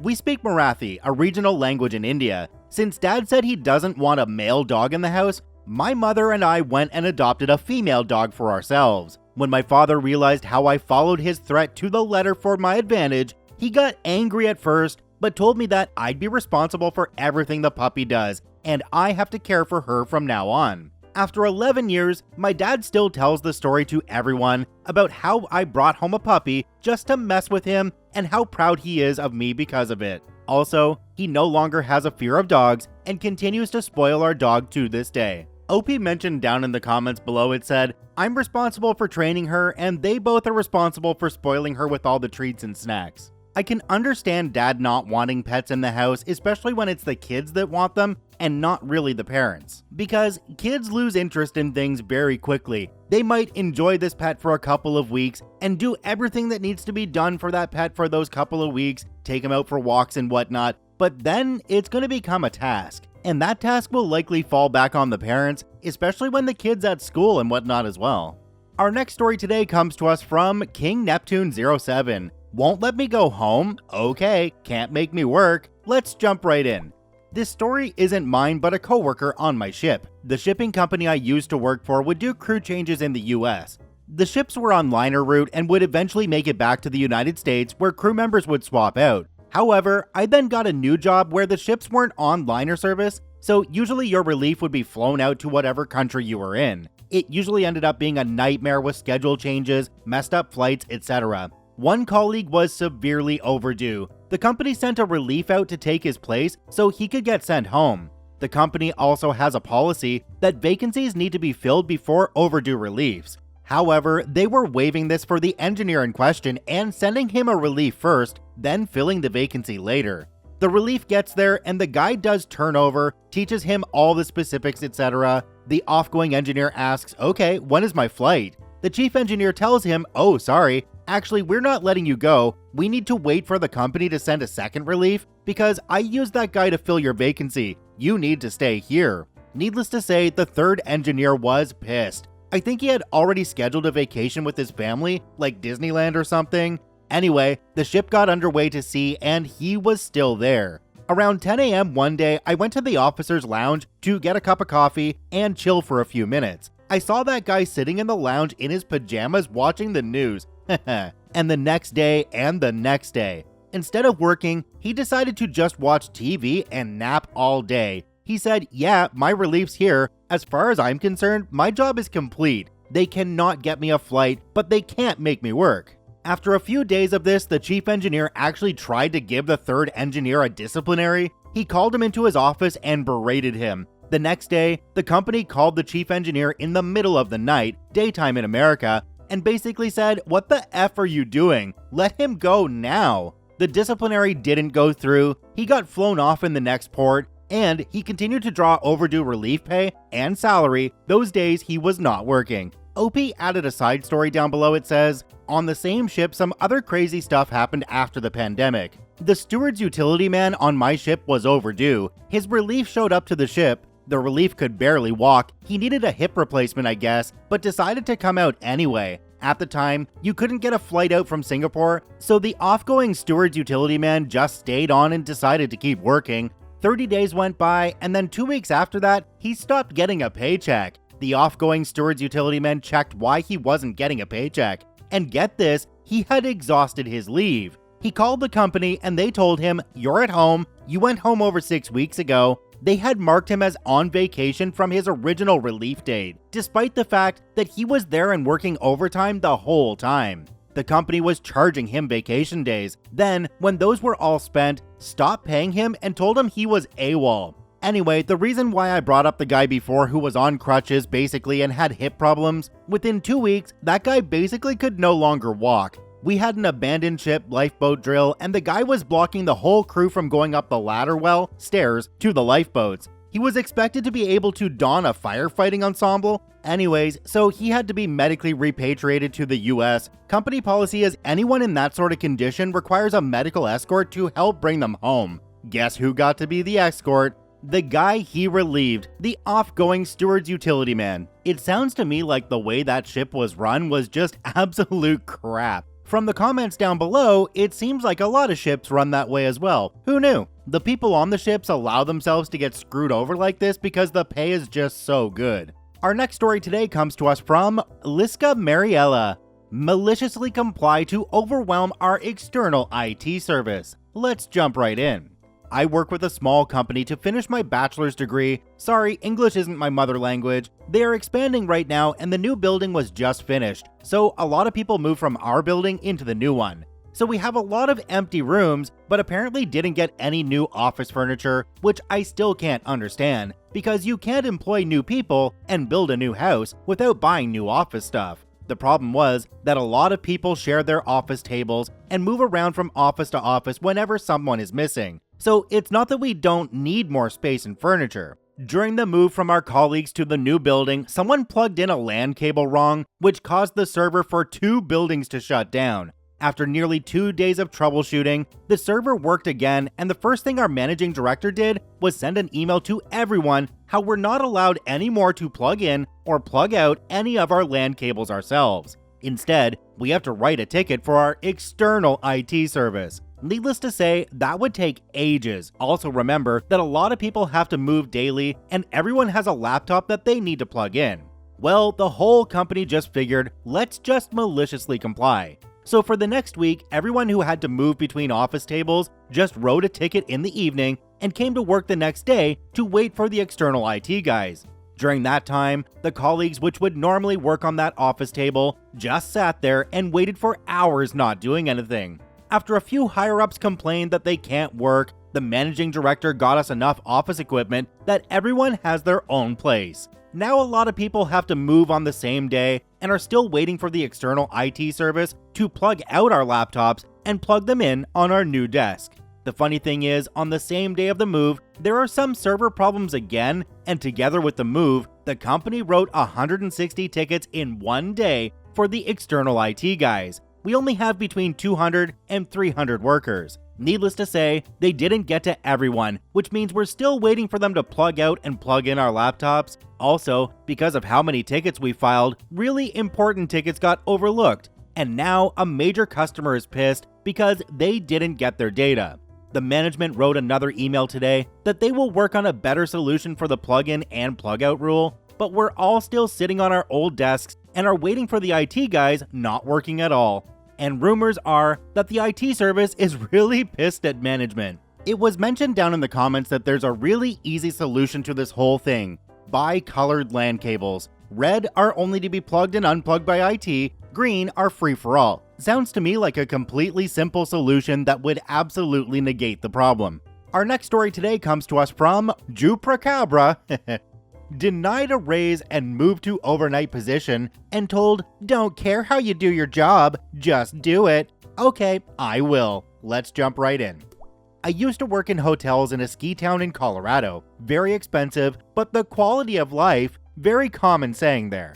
I had started at a new hotel and was making $10 an hour living with my brother in a 2-bedroom place that was 700 square feet. Rent was half our income. When the slow season approached, I was told I would have to move to night audit, 11 p.m. to 7 a.m., or risk being let go. The problem was, I lived 3 miles from the hotel and took the bus to get there since I couldn't afford a car. The bus did not run at night or early morning, so I would be walking 6 miles a day in several inches to a foot or more in snow. So I asked for a raise. They said they'd get back to me, but need an answer and I need the job, so okay, I'll work night audit. I start the next week as an auditor, and while I'm being trained, I learned that I'm also losing a day. The other auditor works 3 days, and I'll be working 4 days, not 5. That's a $120 a month hit to my income before taxes. So I'll need to be making $12.50 an hour to keep making the same thing with the cut hours. But I decide I'm gonna ask for 14. I complete training and meet with my GM. He asks how I'm liking it, and I start off with my concerns. I tell him I wasn't told I'd lose a day, and with having to walk 6 miles a day in the snow, I was going to need a raise to $14 an hour. He let out an audible sigh and tells me he can easily hire someone for this position for $10 an hour and to take it or leave it. I knew it would be very hard to find a job in the winter when everything closes up, so I stayed. As I walked out of his office, he says, "I don't care how you do your job, just do it." Okay, I will. You see, this job was easy. It was 7 hours of me doing absolutely nothing and 1 hour of actual work, which gave me plenty of time to find shortcuts. The software we used allowed us to import scripts that you downloaded from the developer's site. One such script was a way to make my job literally one click. The problem was, it was $500 a year license for it.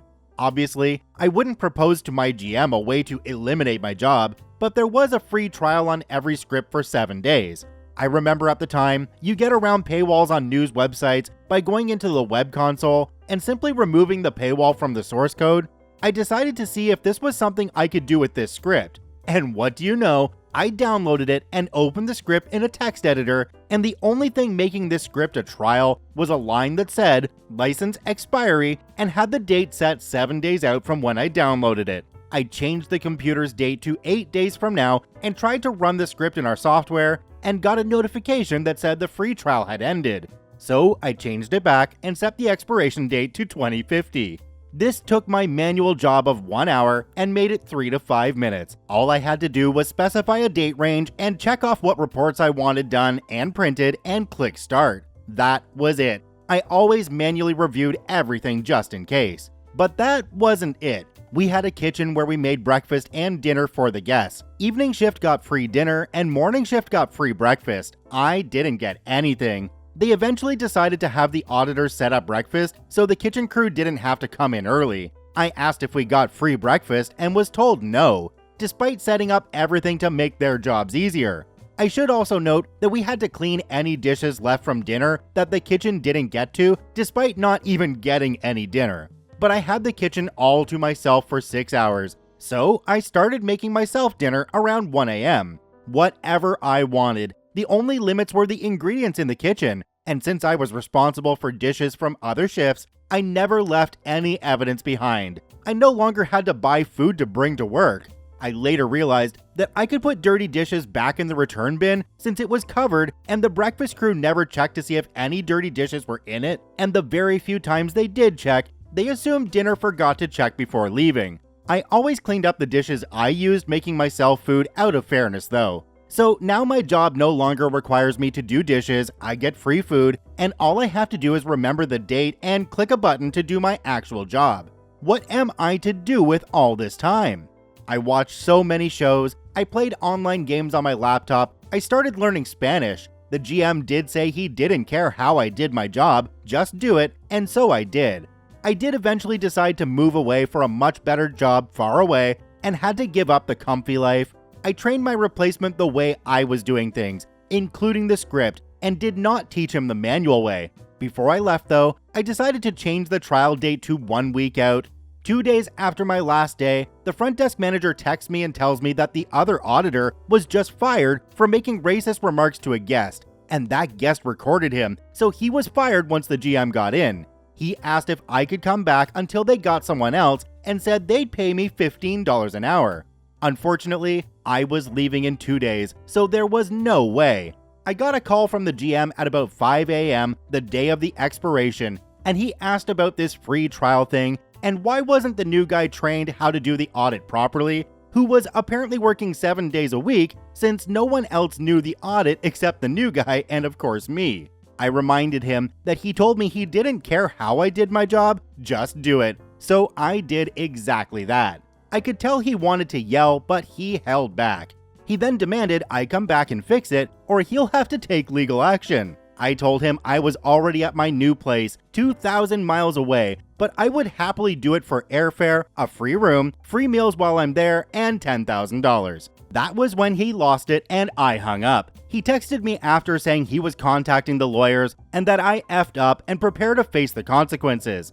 That was 5 years ago, and I haven't heard anything from him since. I did eventually go back to that town a few months ago to see my mom and ran into the front desk manager from that place, who is a really nice guy.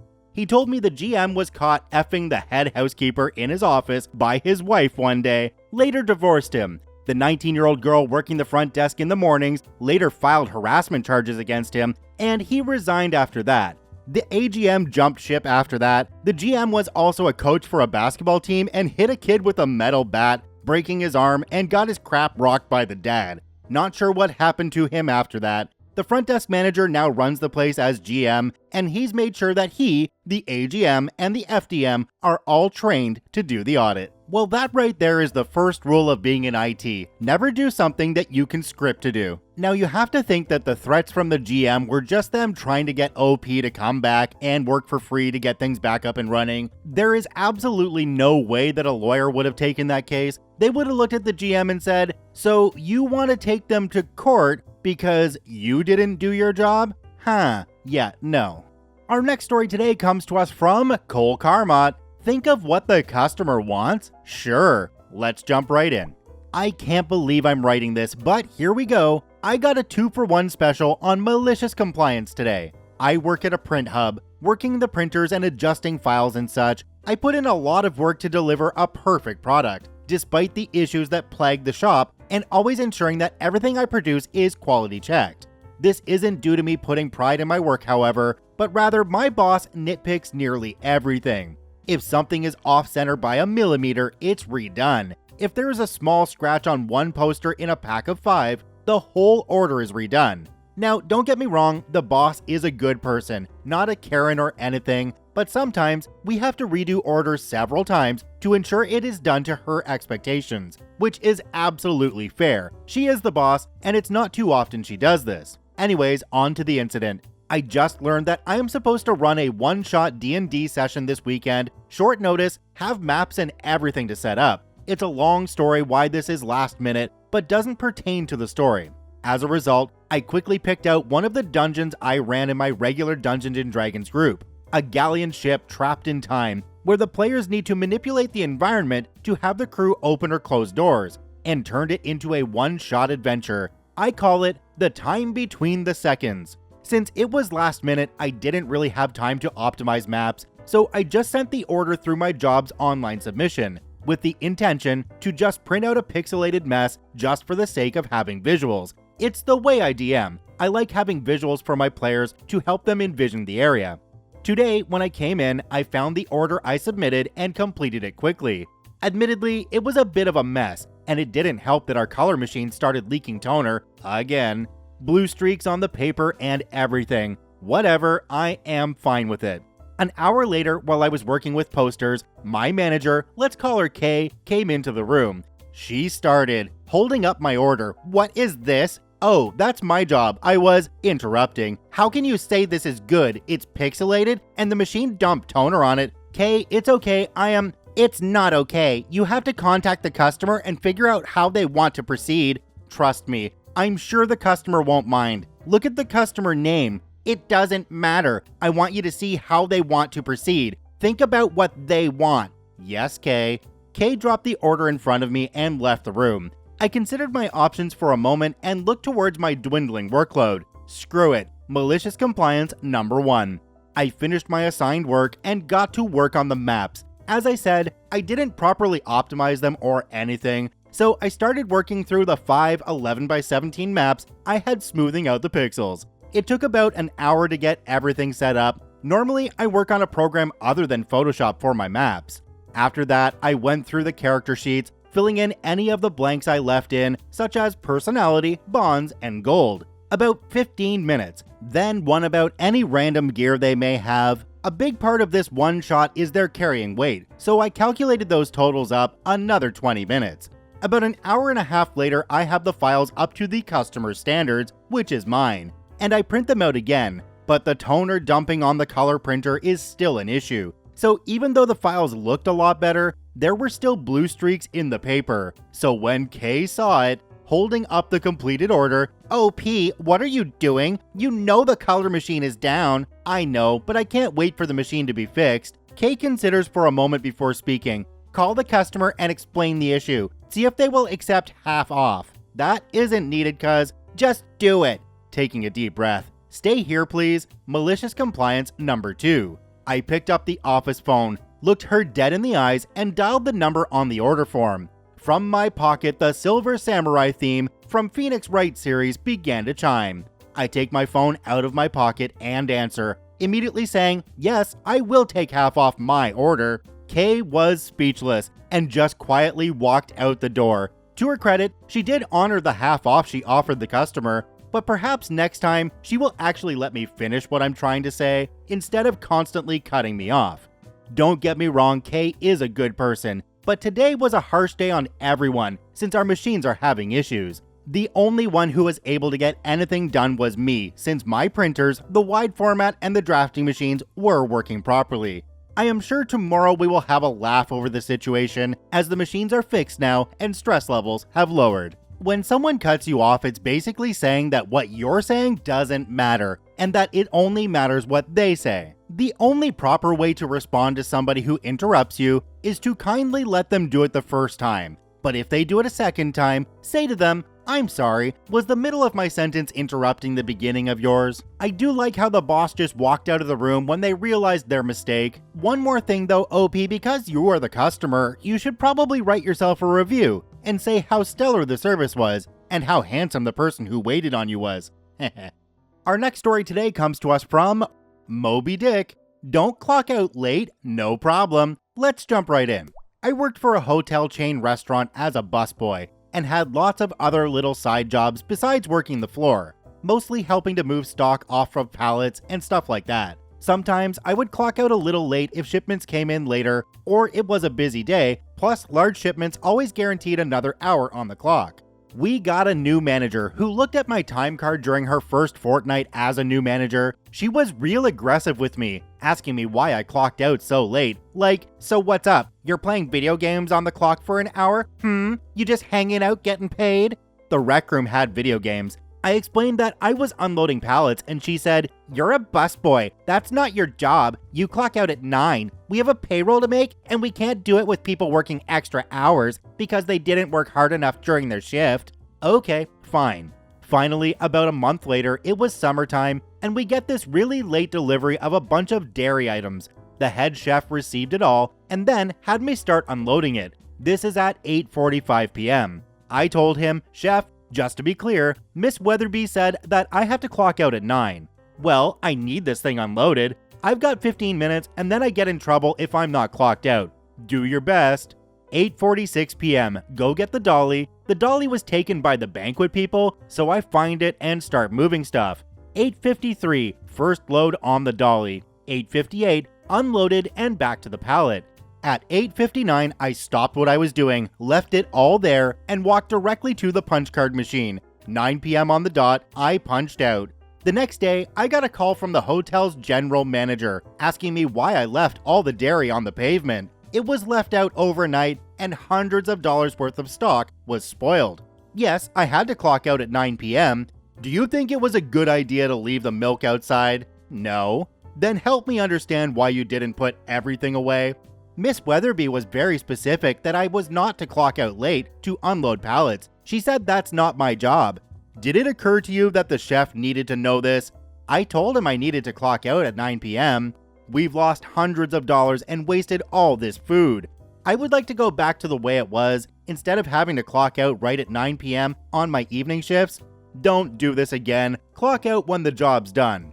Outcome, nobody ever mentioned it, and from then on, I clocked out when I needed to. Not a real juicy outcome, but it was still nice to have happened. So you mean to tell me that this is a hotel chain restaurant and nobody saw this sitting out there all night? I mean, there would have been staff there all night, or did they all just look at it and go, "Yep, that's just not my job"? In the end, it's either the chef's, or if they have one, the kitchen manager's responsibility for that milk sitting outside, not OP's. Our next story today comes to us from El Baramallo. One electronic item per tray? Sure, no problem. Let's jump right in.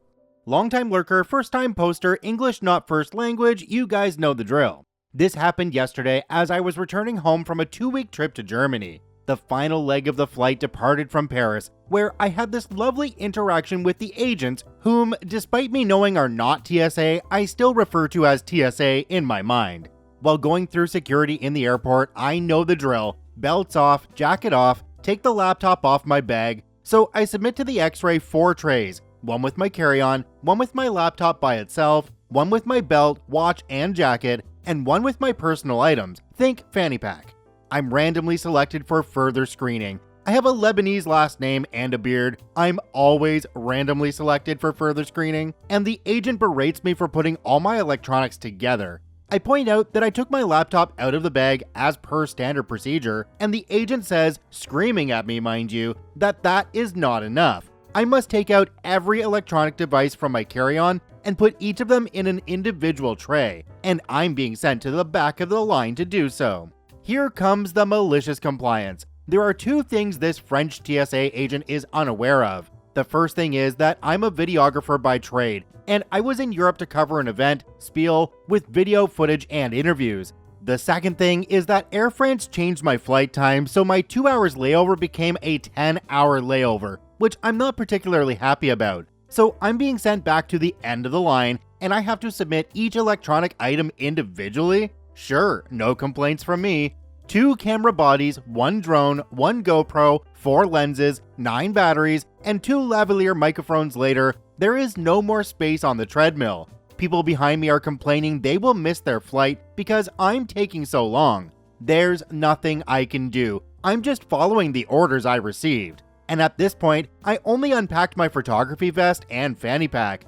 The treadmill starts moving, some space clears up to put additional trays, and that's when I open my carry-on bag. Again, I'm in Europe for work. I didn't bring any nice clothes or shoes or anything. All my personal effects are in the checked-in luggage. The carry-on is filled exclusively with electronics. I still have 4 microphones, 2 recorders, lights, additional lenses, battery chargers, video monitors, audio monitors, drone controllers. Once I open my carry-on, it's very clear for everyone within eyesight that I'm not even 1/3 of the way done.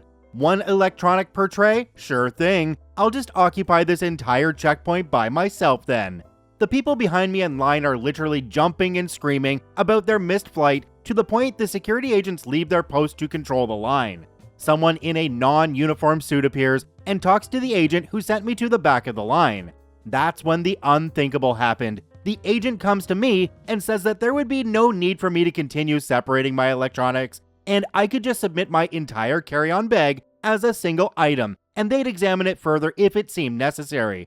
You sure? I asked. Because it's no bother at all. I can keep unpacking here all day long. They insist it's not necessary, but I still have over 20 trays at this point occupying the treadmill. I go through the metal detector, I spend some minutes recovering and repacking everything, and based on the amount of fuming passengers, I like to think I contributed to Charles de Gaulle reviewing their stance on X-raying individual electronics. OP, I hope you were smiling at them the whole darn time. I mean, you were just doing what you were told to do, right? It's not your fault that a whole bunch of people were being held up. Our next story today comes to us from Liz4. That's not what I'm paid for? Okay then, let's jump right in. I used to work for a chain of pubs who love to have promotions tied up in red tape. At the point in this story, I was technically a server on minimum wage, but doing supervisor work. This had been going on for a while as the manager hadn't submitted the paperwork. In our country, if you're on minimum wage, your employer has to pay for any time you have to be available for work or required to remain on the premises, not just if you are actively working.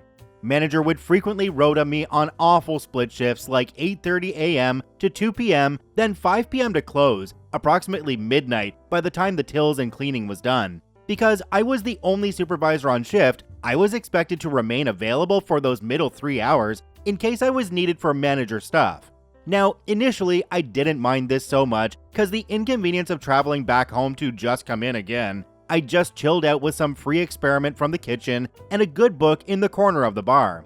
I did, however, change payroll if I was expected to jump back into action to add on however long it was. Few weeks into me doing this, the manager noticed. Why are you down for 14 hours on Thursday? I scheduled you for 12 and a half. It picked up at 3:30 and colleague was getting slammed. But why have you changed payroll? Cause that's what I worked. But you weren't scheduled to work, you chose to. Cause you told me to be available during those hours. I'm changing it back. You get paid for what's agreed. What about tomorrow then? I'm on the same split shift. You'll be paid for when you're scheduled to work. Don't change it again without my approval. Alright then, have it your way. The next day, bang on 2 p.m., I stepped off the bar, grabbed my stuff, and walked a few doors down to the local cafe. The server and the chef had my number if they needed me, cause I felt guilty leaving them to it, but they agreed not to let on to the manager exactly where I was, just to say I'd left if he came downstairs from his flat. Server also said she would call him in the first instance if it was busy. I don't think she ever liked someone having to hang around unpaid on principle, cause she was a minimum wage worker too.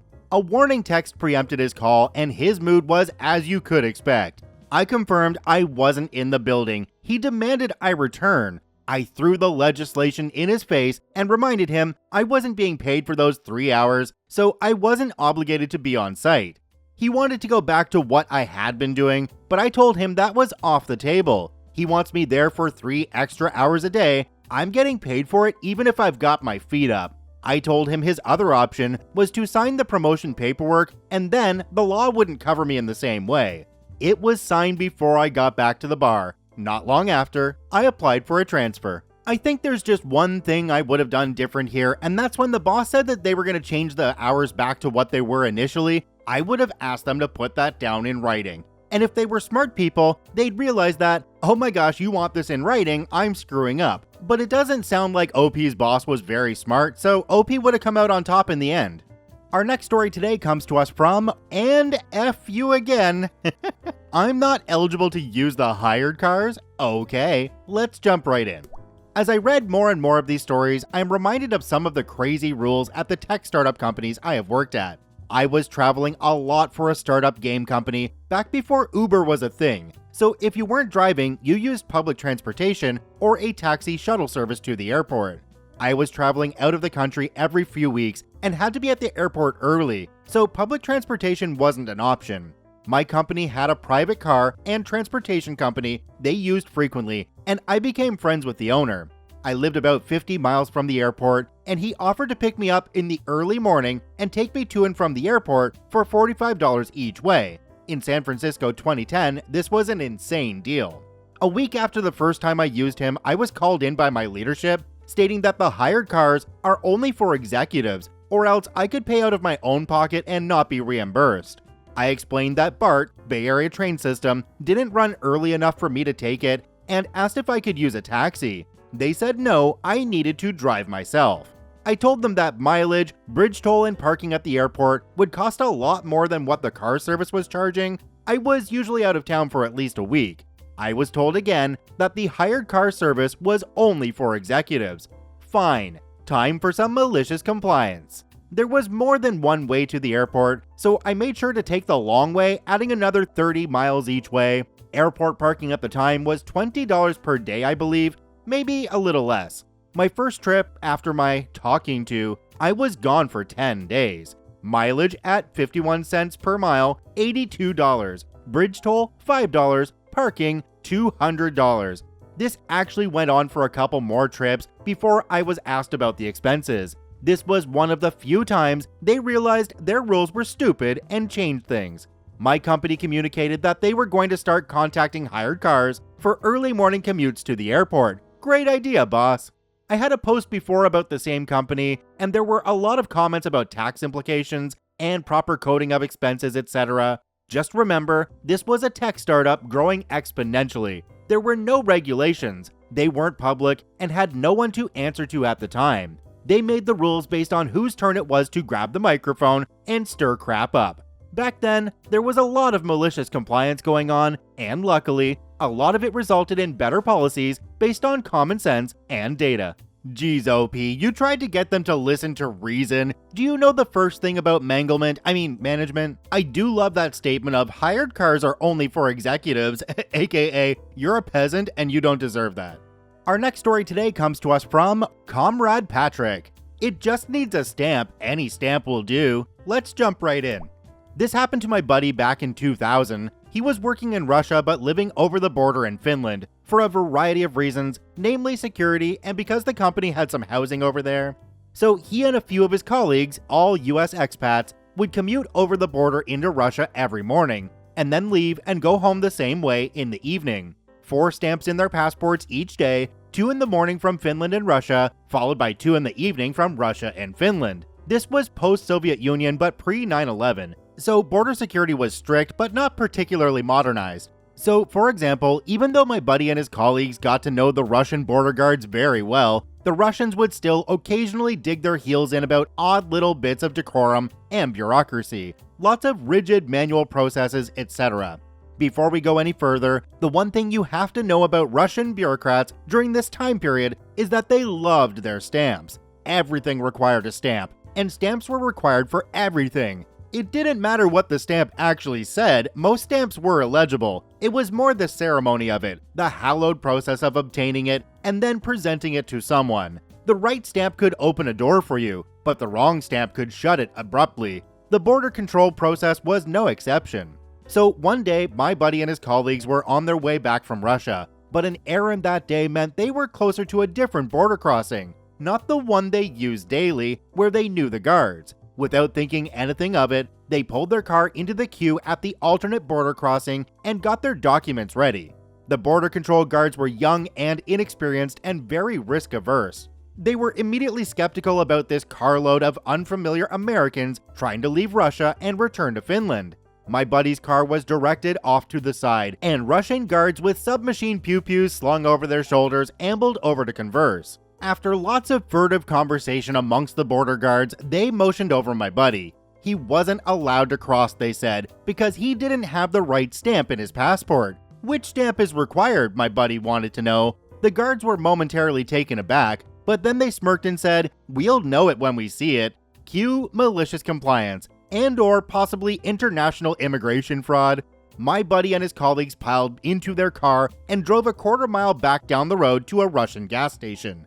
They turned into the parking lot and pulled out their passports. Quickly grabbing a red Sharpie marker and a US dime, my buddy colored the reverse side of the dime, the side featuring the torch and the sprigs of foliage, being careful to leave a few areas unmarked so the wording wouldn't come through too clearly. Then they took turns mashing the Sharpie dime onto a blank spot in their passports, creating the stamp that the Russian guards would be helpless to resist.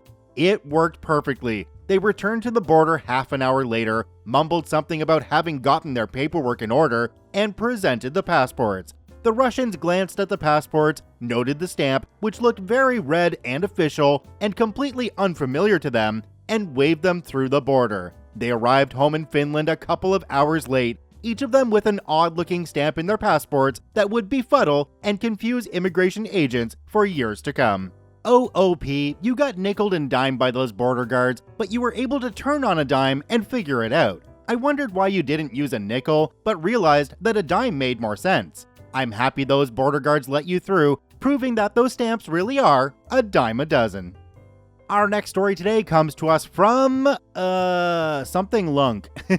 You want to apply non-existent contract penalties and want support? Let's jump right in. Many years ago, I was a freelance software developer. I identified an opportunity with a local company that needed a custom application developed. I submitted a competitive price to write what they wanted in Visual Basic. I would write the code and they would develop all the reporting using the package of their choice. Despite the rest of the world using Crystal reports for VB reporting, they wanted to use a product that they thought they knew. I got awarded the work and sent them a copy of my standard terms and conditions, and they sent me a purchase order for the work. My contract specified that there were no penalties for late delivery, but I would provide support for the code for 6 months from delivery. Their purchase order stated penalties, but no support. I made a mistake of not getting signed off requirements before I started working, and scope crept, as it always does. They also found that the Windows version of the reporting tool was significantly different than the DOS tool they were familiar with. They decided to seek my advice on what to use instead. Of course, I suggested what the rest of the world offered. Halfway through the project, the managing director of the company changed. The new guy was not as amiable, and when the project finally got delivered, mainly because they kept changing their requirements, he decided to invoke the non-existent contract penalties. I said my contract says no penalties, and he replied that his PO had penalties. I was angry and walked out of that meeting without handing over the code. Overnight, I thought about it and returned the following morning to hand over the code as we agreed. I did not want to give them an excuse to take me to court. I walked in and handed over the code. We then got to talk about the payment. He wanted to deduct 20% from the full cost, so I pointed out that if he wants to deduct 20% as per his PO, then he would not get any support. He asked me how much it would cost for the support. Being a reasonable person, I said 20% of the original cost. I walked out with my check for the full amount. In case there is not enough malicious compliance in the above, the support terms were that I would get informed of any issues by 5 p.m. Friday. I would then have the weekend to look at the issue and inform them on Monday if it would take more than 14 days to fix the problem. Otherwise, I had to fix all bugs and return the fixed code 14 days after they were reported. If they missed the 5 p.m. deadline, I would have another week to fix. Invariably, I fixed all the issues the weekend they sent them to me and then sat on the fixes for 14 days before sending them back. If I were in OP's shoes, I'm not sure which way I would have gone on that one, but I'm thinking I might have just said, okay, pay me based on your PO and you're getting no support. Bye now. Because if we judge by this one situation, is this a company you really want to be tied to going forward? And is the 20% really worth the hassle of continuing to work with these people? Our next story today comes to us from Monolim. Bank forces me to use his ATM? Okay, sir. Let's jump right in. So this is a new thing started this week, very unexpected and so much better than what I thought it would be. So in these days in my country, most payments of products and services are regularly paid on bank branches with a reference code that is linked to the business account and automatically identifies who is paying. Before COVID, which now seems like a decade ago, people would carry cash, go to the business, and pay their products and services there. But having forced to do it online, by email or WhatsApp due to COVID, they started issuing payment instructions to pay at the bank or online. But people being people, they like to use cash and are not very fond of using their electronic bank to make all these payments and generally don't trust the company's website to pay, due to a higher number of card details being stolen, and most websites not being very user-friendly. So people will now line up in the bank to make these payments, making huge lines of old and new customers and making the old customers complain about it. My bank started to buy ATMs that would also take money to make payments. Before you could see one in each branch for 3 of the regular ones, but now they upgraded to 3 of the new ones and 3 of the regular ones to keep up with demand. Up to here, that's fine and was very welcomed. Now onto the problem. A couple of weeks ago, they issued a directive saying from October 15th, no more services payments would be accepted in the branch, but only through the ATMs that take money. Use that or use the company's issuing the payment instructions website, or take your money elsewhere. That for me was a huge problem. I receive from 3 to 10 payments of different companies every day. I'm a middleman in my business, and people like to come to me to hire the company's service and pay me for it as I'm authorized to do. Me being a good customer of this bank with my account, credit card, house mortgage with them was an issue. Taking my money elsewhere was no easy task. Cue malicious compliance. I talked to my accountant and asked if I could deposit this cash into my own account and pay it with my own credit card without getting in trouble with the IRS. Surprise, surprise, as I have such authorization as middlemen to receive the company's money, as long as I spend exactly what I enter into the account, that's fine. So now, I go to the bank, deposit into my account, and pay with my credit card. And yes, now I get 0.7% in cashback for all payments done with my credit card. So now, I make an extra 100 every month on them. Thank you so much. This is actually quite interesting because here in Canada, and I'm sure in the USA, this is called commingling of money. It's illegal to mix business funds and personal funds here. This can result in an audit, and that's not a fun thing to go through at all. I'm sure if OP's accountant told him to do it though, that it's okay in their country, so I'm just talking out my butt, which is what I normally do. You guys are used to it by now, right? Our next story today comes to us from Adam Jadam. Little to no regret. Let's jump right in. So I was recently, about 6 months ago, hired by a big company to do IT. During one of the training sessions, we were told to do 10 to 25 tickets a day. The tickets took a minimum of 3 minutes to answer if it was an easy case, as most of us had replies written up that we used over and over. So one day, I did 31. Another day, when I was being lazy, I still did 27. Boss's supervisor was thrilled at me. One of my higher-ups was not. I was clearly making her look bad because, like I said, minimum per day was 10 and she's a skater. So she decided to spend all the free time she clearly had combing through my replies to tickets with a fine-tooth comb, tearing apart every word and reply as much as she could. 2 days after I was told my work was great, I was informed that all work had to be submitted to a higher-up and approved before being sent in. I was like, WTF? 2 days ago, you said all was well. But I just smiled, said no problem, and then was handed a printout Excel spreadsheet by a pissed lazy higher-up detailing her shredding work. 3 minutes into reading, I decided to go hunting. None of her responses were bad. All she did was reword things, some of which I didn't even write as I had used replies that my trainer had been using for years. So I had asked at some point how to know how many tickets I do, and Boss's boss had sent me a link into her account, where not only could I see what cases I had done, but everyone's cases. That's when I discovered why lazy higher-up hated me. I was putting her at risk of being fired by running circles around her. So since lazy worker had been there longer, of course she was listened to. After a heated senior staff meeting, Boss's boss took all us newbies aside and said we all had to get our work approved by a higher-up before sending it out. Now, I had shared a lot of my shortcuts with my coworkers, so we were all doing more work than our superiors got done. That must mean we're badly trained, right?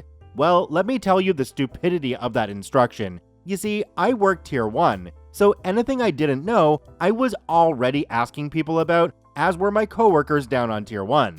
But by not letting us submit anything at all, work came to a more or less standstill, with our higher-ups run ragged going back and forth, proofreading all our tickets before we could send them.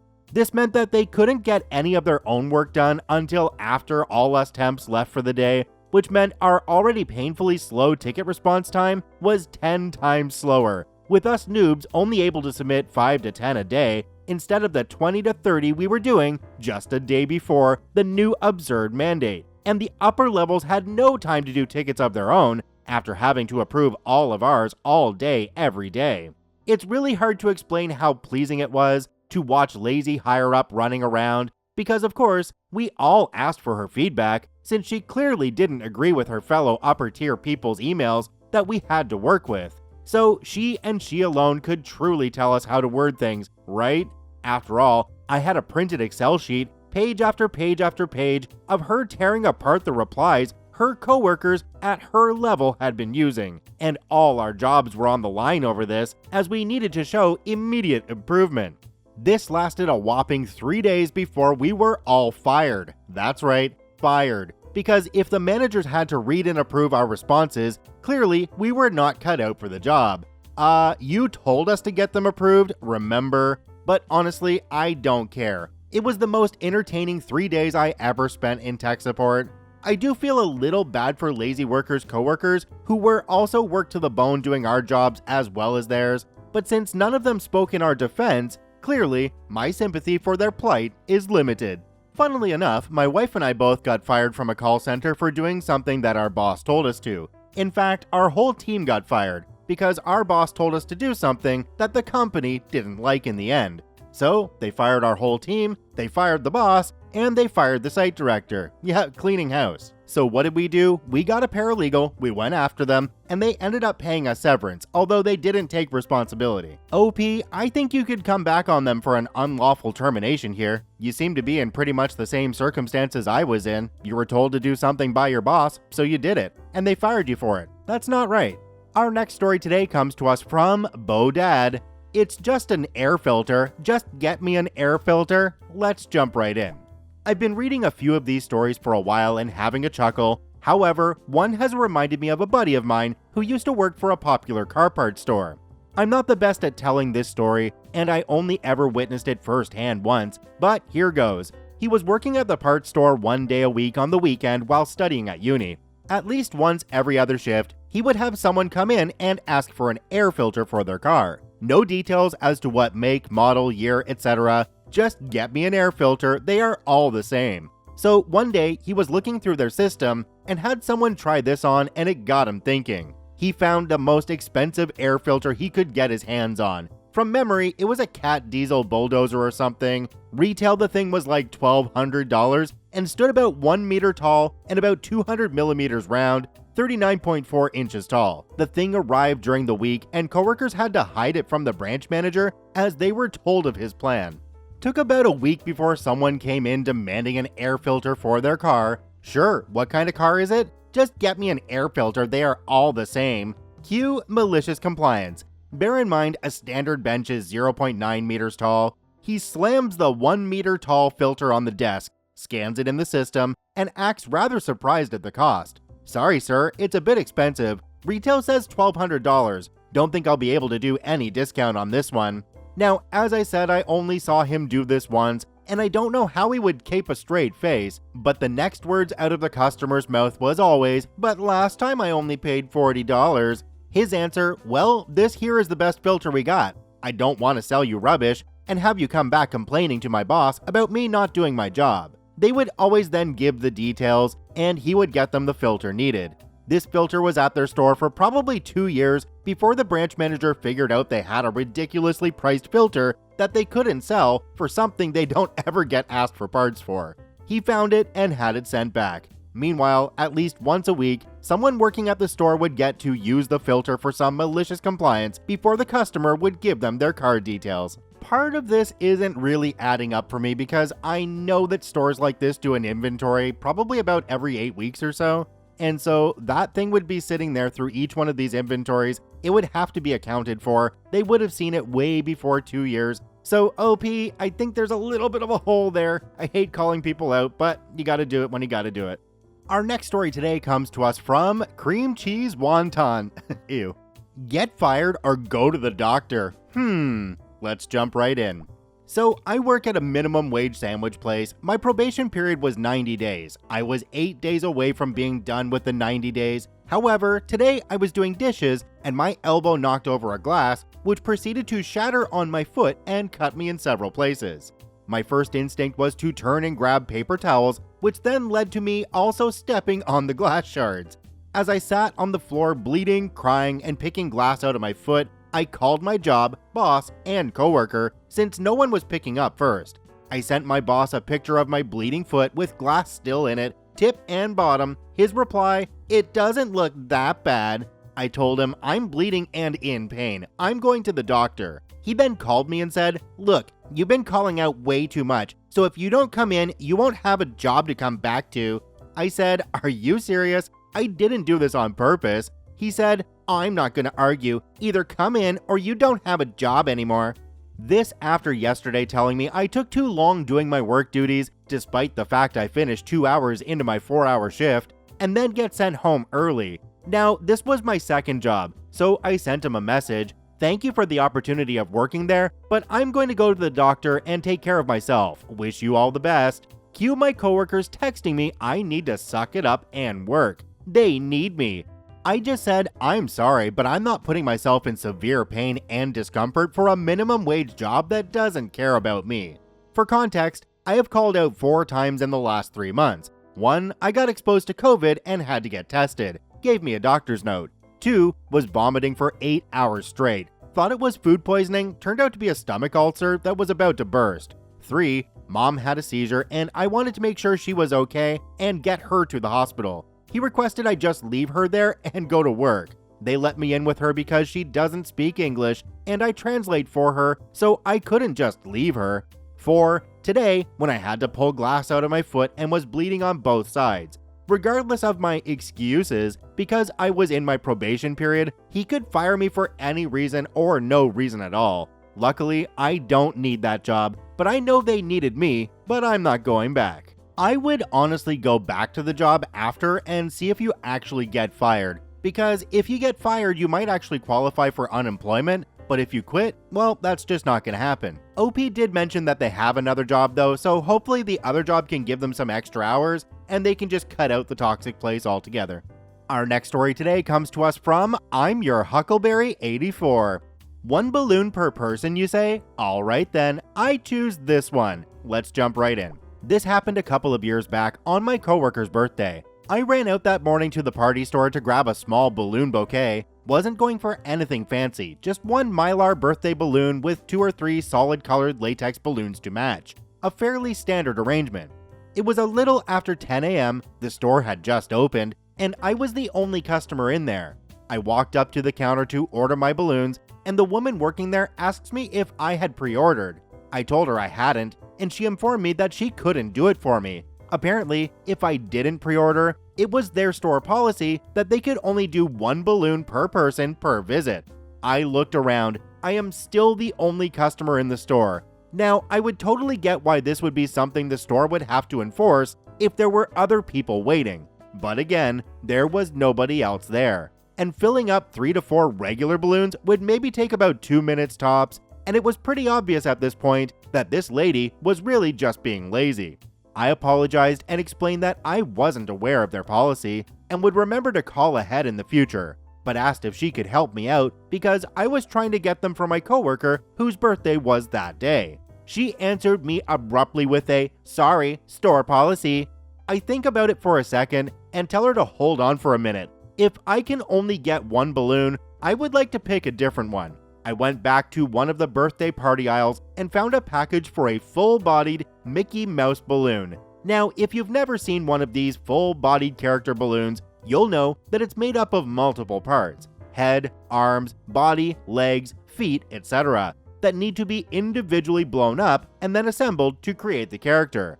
This is then completed with putting weights and rollers on the feet so your balloon can walk. It is technically 1 balloon though. I went back and handed the package to the lady at the front counter, shrugged, and said, "If I only get 1 balloon, it might as well be a good one." I then proceeded to watch her struggle to figure out how to assemble it for the next 15 to 20 minutes.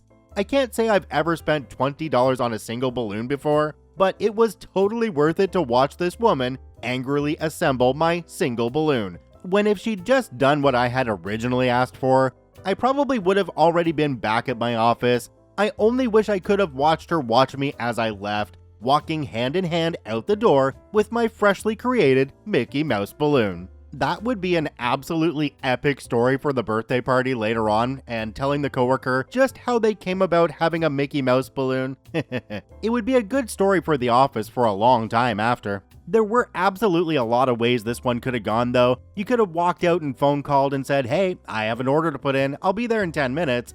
Or you could have bought one, left, come back, bought another one, left, come back, and bought another one. Our next story today comes to us from Brother P. You'll be calling your lawyer? Just what I want to hear. Let's jump right in. As a former school board privacy officer, I dealt with many FOI requests from the public that dealt with anything from salaries of senior employees to values of contracts awarded to emails about routine business. Occasionally, someone would submit a very complex request that would require a lot of time to complete. So it was with one parent who wanted thousands of emails, committee meeting minutes, reports, and the personal notes of a dozen different school board employees. The reason? She had requested that her children's bus stop move from the entrance to the cul-de-sac she lived on to right in front of her house. While the difference was only about 100 meters, 109 yards, the request was denied because the circle at the end of the cul-de-sac was too small for the bus to turn around. After working on the request for more than a month, she grew impatient and demanded to know what was taking so long. I tried to explain I was a one-man operation, but she started making accusations that I was part of a conspiracy against her. She demanded that I produce all the records immediately or I will contact my lawyer. Now, I'm smart enough to know that anyone who says, "I will contact my lawyer," doesn't have one, especially not one who specializes in freedom of information requests. But playing along, I said, "Oh, we don't want it to come to that. I'll finish this today," and hung up. So I did. The legislation requires that we charge $7.50 per 15 minutes of search time for records, plus $7.50 per 15 minutes of preparation time, redacting personal information, eliminating non-responsive info, etc., plus other incidental costs, copying, printing, etc.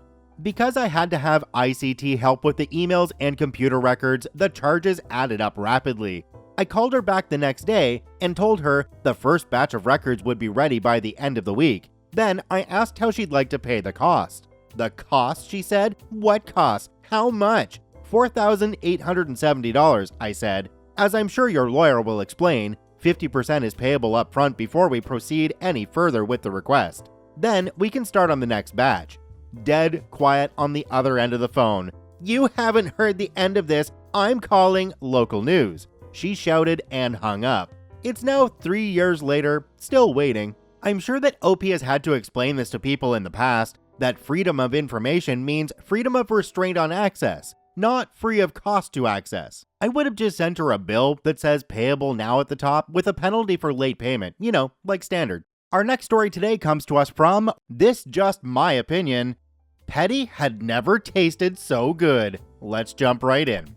So this time last year, I was working at an agency, and I had been working for my highly demanding client for over 1.5 years by then. I had already spent a whole pre-COVID year traveling several times a month while still working 60-plus hour weeks. When the world shut down, I thought my workload would be a lot easier because our overall team's workload was halted for a few months, and I wouldn't need to travel for or plan events. I was very naive.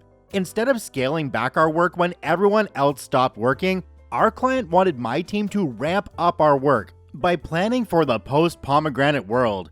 This wouldn't have been as big of a deal if it wasn't for the fact that we all knew this was busy work and that none of our plans were ever going to be brought to fruition. So we had spent all of the summer wasting our time, instead of taking a much-needed break, using the time for continued education, or reorganizing our team structure, which we had asked for months, but we never had time for it.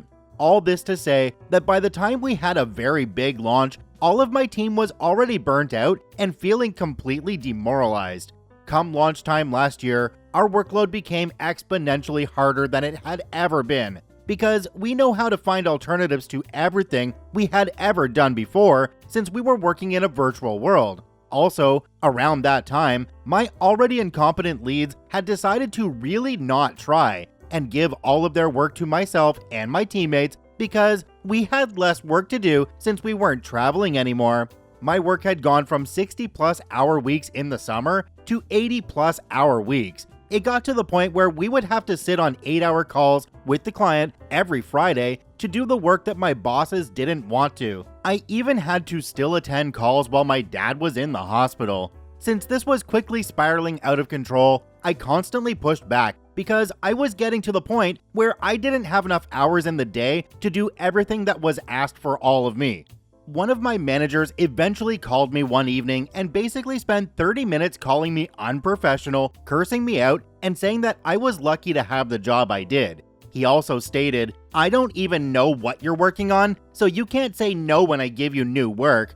I explained to him that he was CC'd on every project request sent to me. We had meetings twice a week to talk about our workload, and I was doing his work on top of that. But he said that doesn't explain why I was working as much as I was, and that it wasn't his job to track my hours. He said that if I wanted to be able to complain about my workload, then it was my responsibility to make sure he knew exactly what I was working on and for how long I was working on it. Obviously, this triggered my pettiness, so I decided to give him exactly what he asked for, and then some. So I started tracking my work down to the minute, but I didn't stop there. I also tracked who my requests were coming from. All of them were direct orders from either my bosses or my client. Time wasted on unnecessary calls, delays due to incompetent information from my bosses, and marked which work was done because my bosses didn't want to do the work. After a few weeks, I had a breakdown of every single minute of my very long workdays,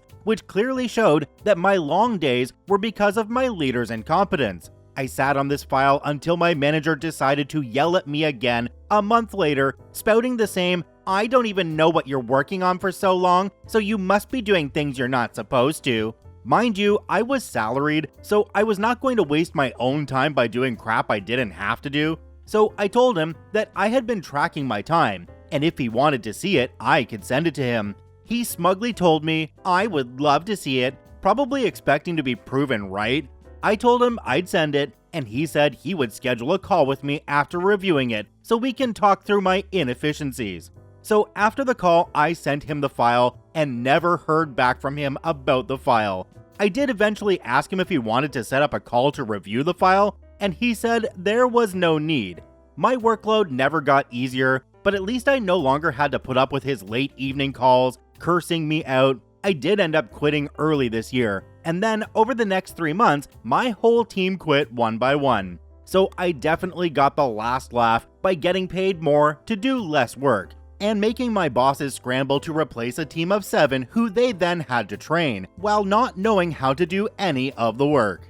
I want to read a couple of the comments down below this one because there was a phrase here that I'm absolutely going to add to my repertoire. First comment comes from Varnigma.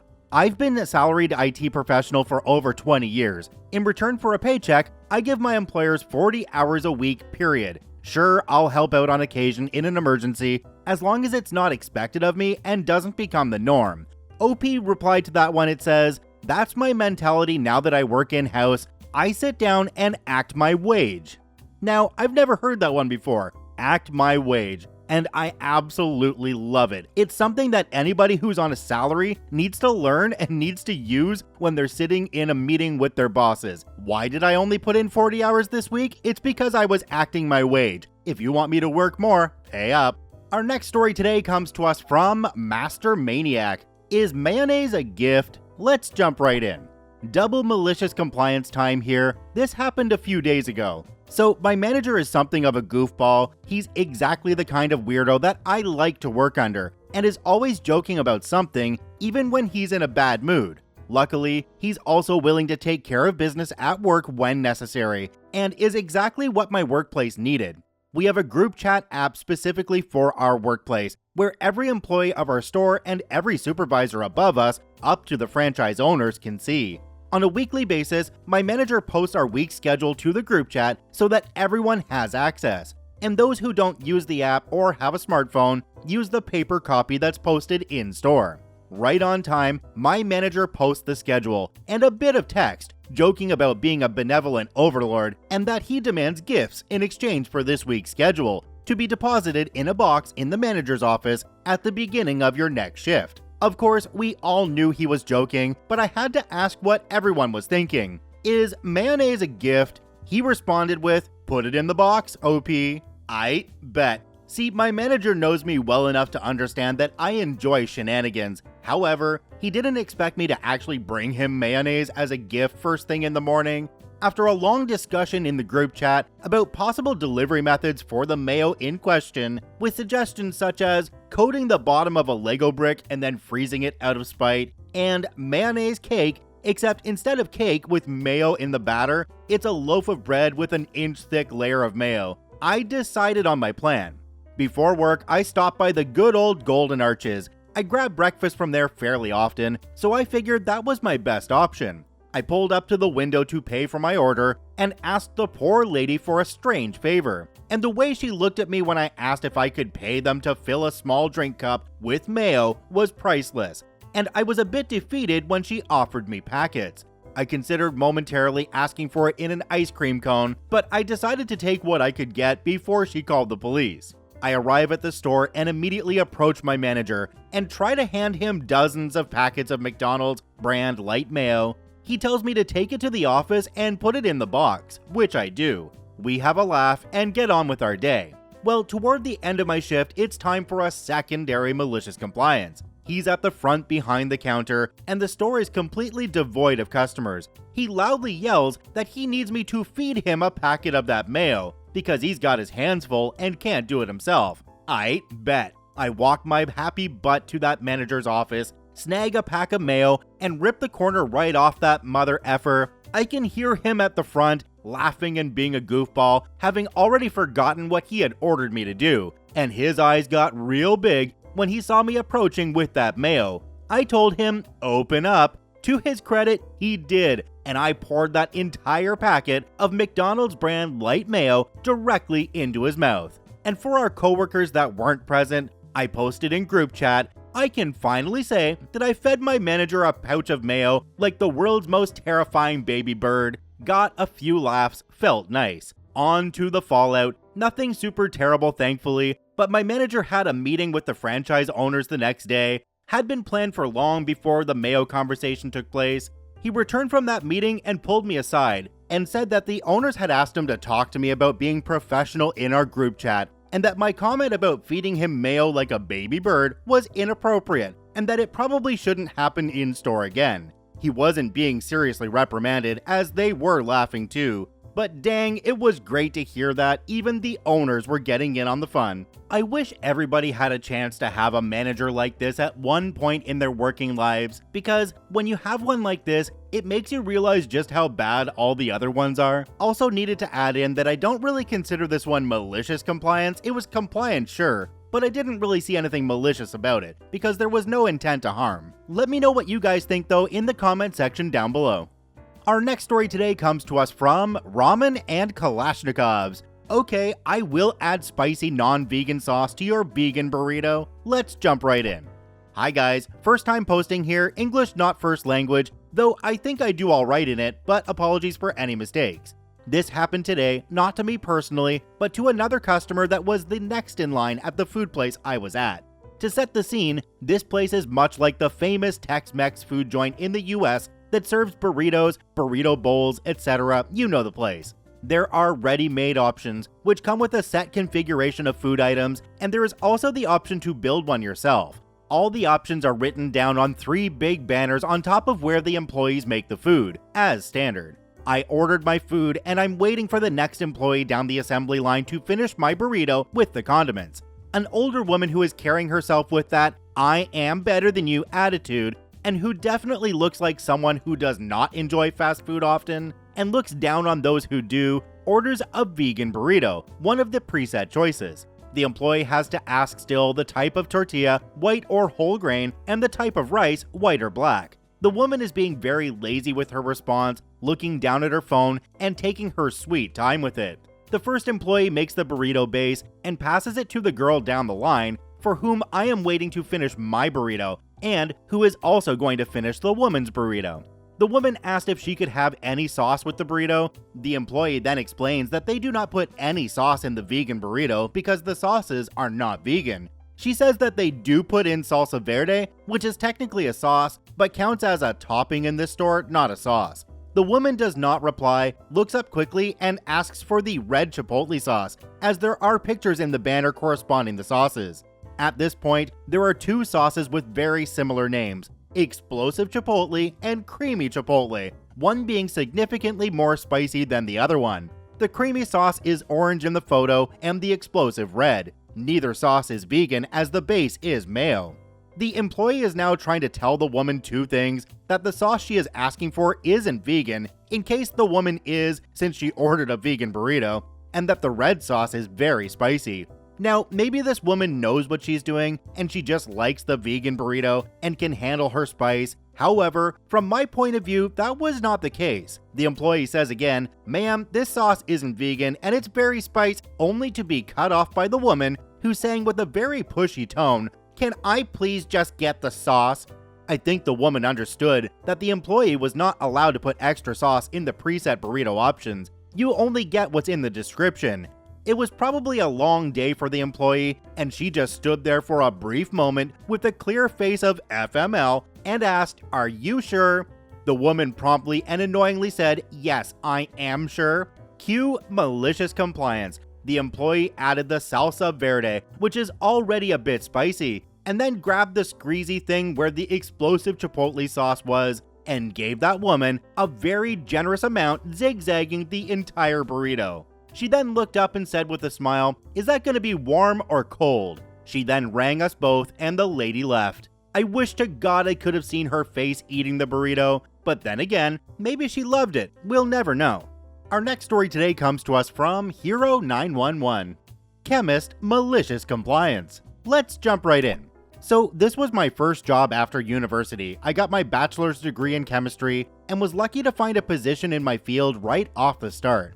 The pay was substandard, but it was required to put something on my resume. Since I was a new graduate, they thought that I was not going to be any real help to them. They said that I will just be doing some analytical work, and if I had time for it, there was some research and development on a new compound they were working on. It was a very strong biocide, but the papers done on it only yielded around 25% efficiency, which made it not feasible to be used on a large scale. I was the only chemist who worked in the lab, and the company was very top-heavy, lots of managers. Once I had the analytical synthesis work they wanted me to do worked out, I wanted to work on the R&D project to be able to put something significant on my resume. I read all the public research papers on the compound and worked pretty hard testing out different methods to increase the yields. I had tried everything from combining the different known methods of making the compound to adjusting the quantity of chemicals with no significant improvement. After about 6 months, I had the poof moment and instead changed the rate of addition of one of the compounds, and after some work, got the yields up to above 95%, using a method which could be done in large scale. The company was ecstatic, made a press release about the new product, and started looking at FDA approvals, etc. We also needed to patent the new method. The company decided to hire a PhD chemist who would give the patent and FDA approvals more merit, as I only had a BSc, which is honestly seen as very incredible in the science world. I didn't mind. After a while, this person became my manager. I had really liked the manager I had before, and was hoping that this person would be good to work with too. With her experience in X-ray diffraction, I was also hoping to get to know more about that as well. The thing is that I had worked on this compound for so long that I had read a ton of literature around it. In addition to that, I had done a ton of experiments from start to finish, from procedure to write-up, and had a solid grasp of what I was doing. The first meeting was about the direction we wanted to move forward, and had the CEO and all the managers in on it. The CEO had asked the PhD chemist a question on what would be a good direction to move forward. She responded with an opinion which lacked information from a few papers I had read. In a very polite way, I had said, "In this paper and this paper, they discussed this and said that it would not be possible to do," then suggested what I would do to go forward.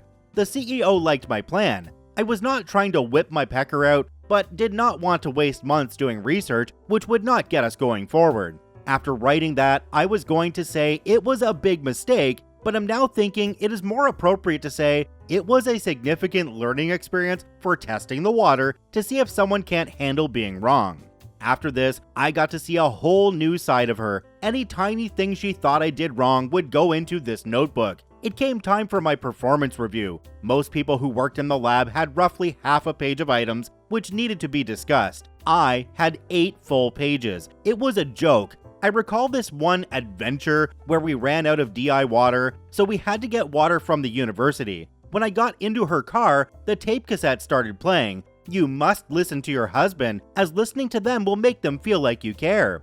She was embarrassed, but I felt so incredibly bad for the person who she married after seeing how she handles relationships. Anyway, on to the defiance. With my knowledge about the compound, she still wanted me to write the procedures and carry them out. I would briefly discuss what we wanted to achieve, and most of the time she agreed. The thing about science is that you don't know if things will work. I guess if we did, we wouldn't have to do experiments. So this experiment has completely unexpected results about halfway through it, and I changed the procedure to try to get the best information we can out of the time we put into it. The next day, I show the report to the PhD and she gets pissed. She says, "You did not follow the procedure which I approved. You are being insubordinate and I am going to report you." Her next steps were to the CEO, to which I am asked to go have a chat about 30 minutes later. He says that I have to follow her directions no matter what. I am like, alright, this won't happen again, and just bided my time for the exact same thing to happen. A few weeks later, we purchased a bunch of equipment to make a very large-scale synthesis of this chemical. The ingredients were about $2,000 alone. I wrote the synthesis according to our previous experiments and she signed off on it. The synthesis would take 12 hours, so I was there for a pretty long day. Needless to say, something didn't go as planned about halfway through, something which would have been easily correctable. I was like, nope, I'm going to follow the procedure no matter what. And absolutely nothing made sense for what I was doing. I was just throwing chemicals randomly at this point with no rhyme or reason. Surely enough, the next day rolls around and she asks how it went. I responded, "Well, I'm happy to say that I followed the procedure to a T." She says, "Great, where's the product?" To which I pointed at this black blob of a mess. The product is red crystalline. She goes ballistic. Her face goes red and she yells, "Why didn't you just correct the procedure?" I responded, "You remember the chat I had with the CEO? I am just going to follow the procedure from now on." She blew up. It was wonderful. I just sat there with the smuggest look on my face. So at this point, I was looking for another job, as there was no room to move up and the pay was garbage. I found a great job which paid 3 times what I was making there and was happy to quit. Ah yes, let's put somebody with a higher degree but absolutely no understanding of what's going on into a management position, making decisions over those people who actually know what they're doing. Smart move. I thank you for watching. I hope you have a wonderful day, and we'll see you tomorrow.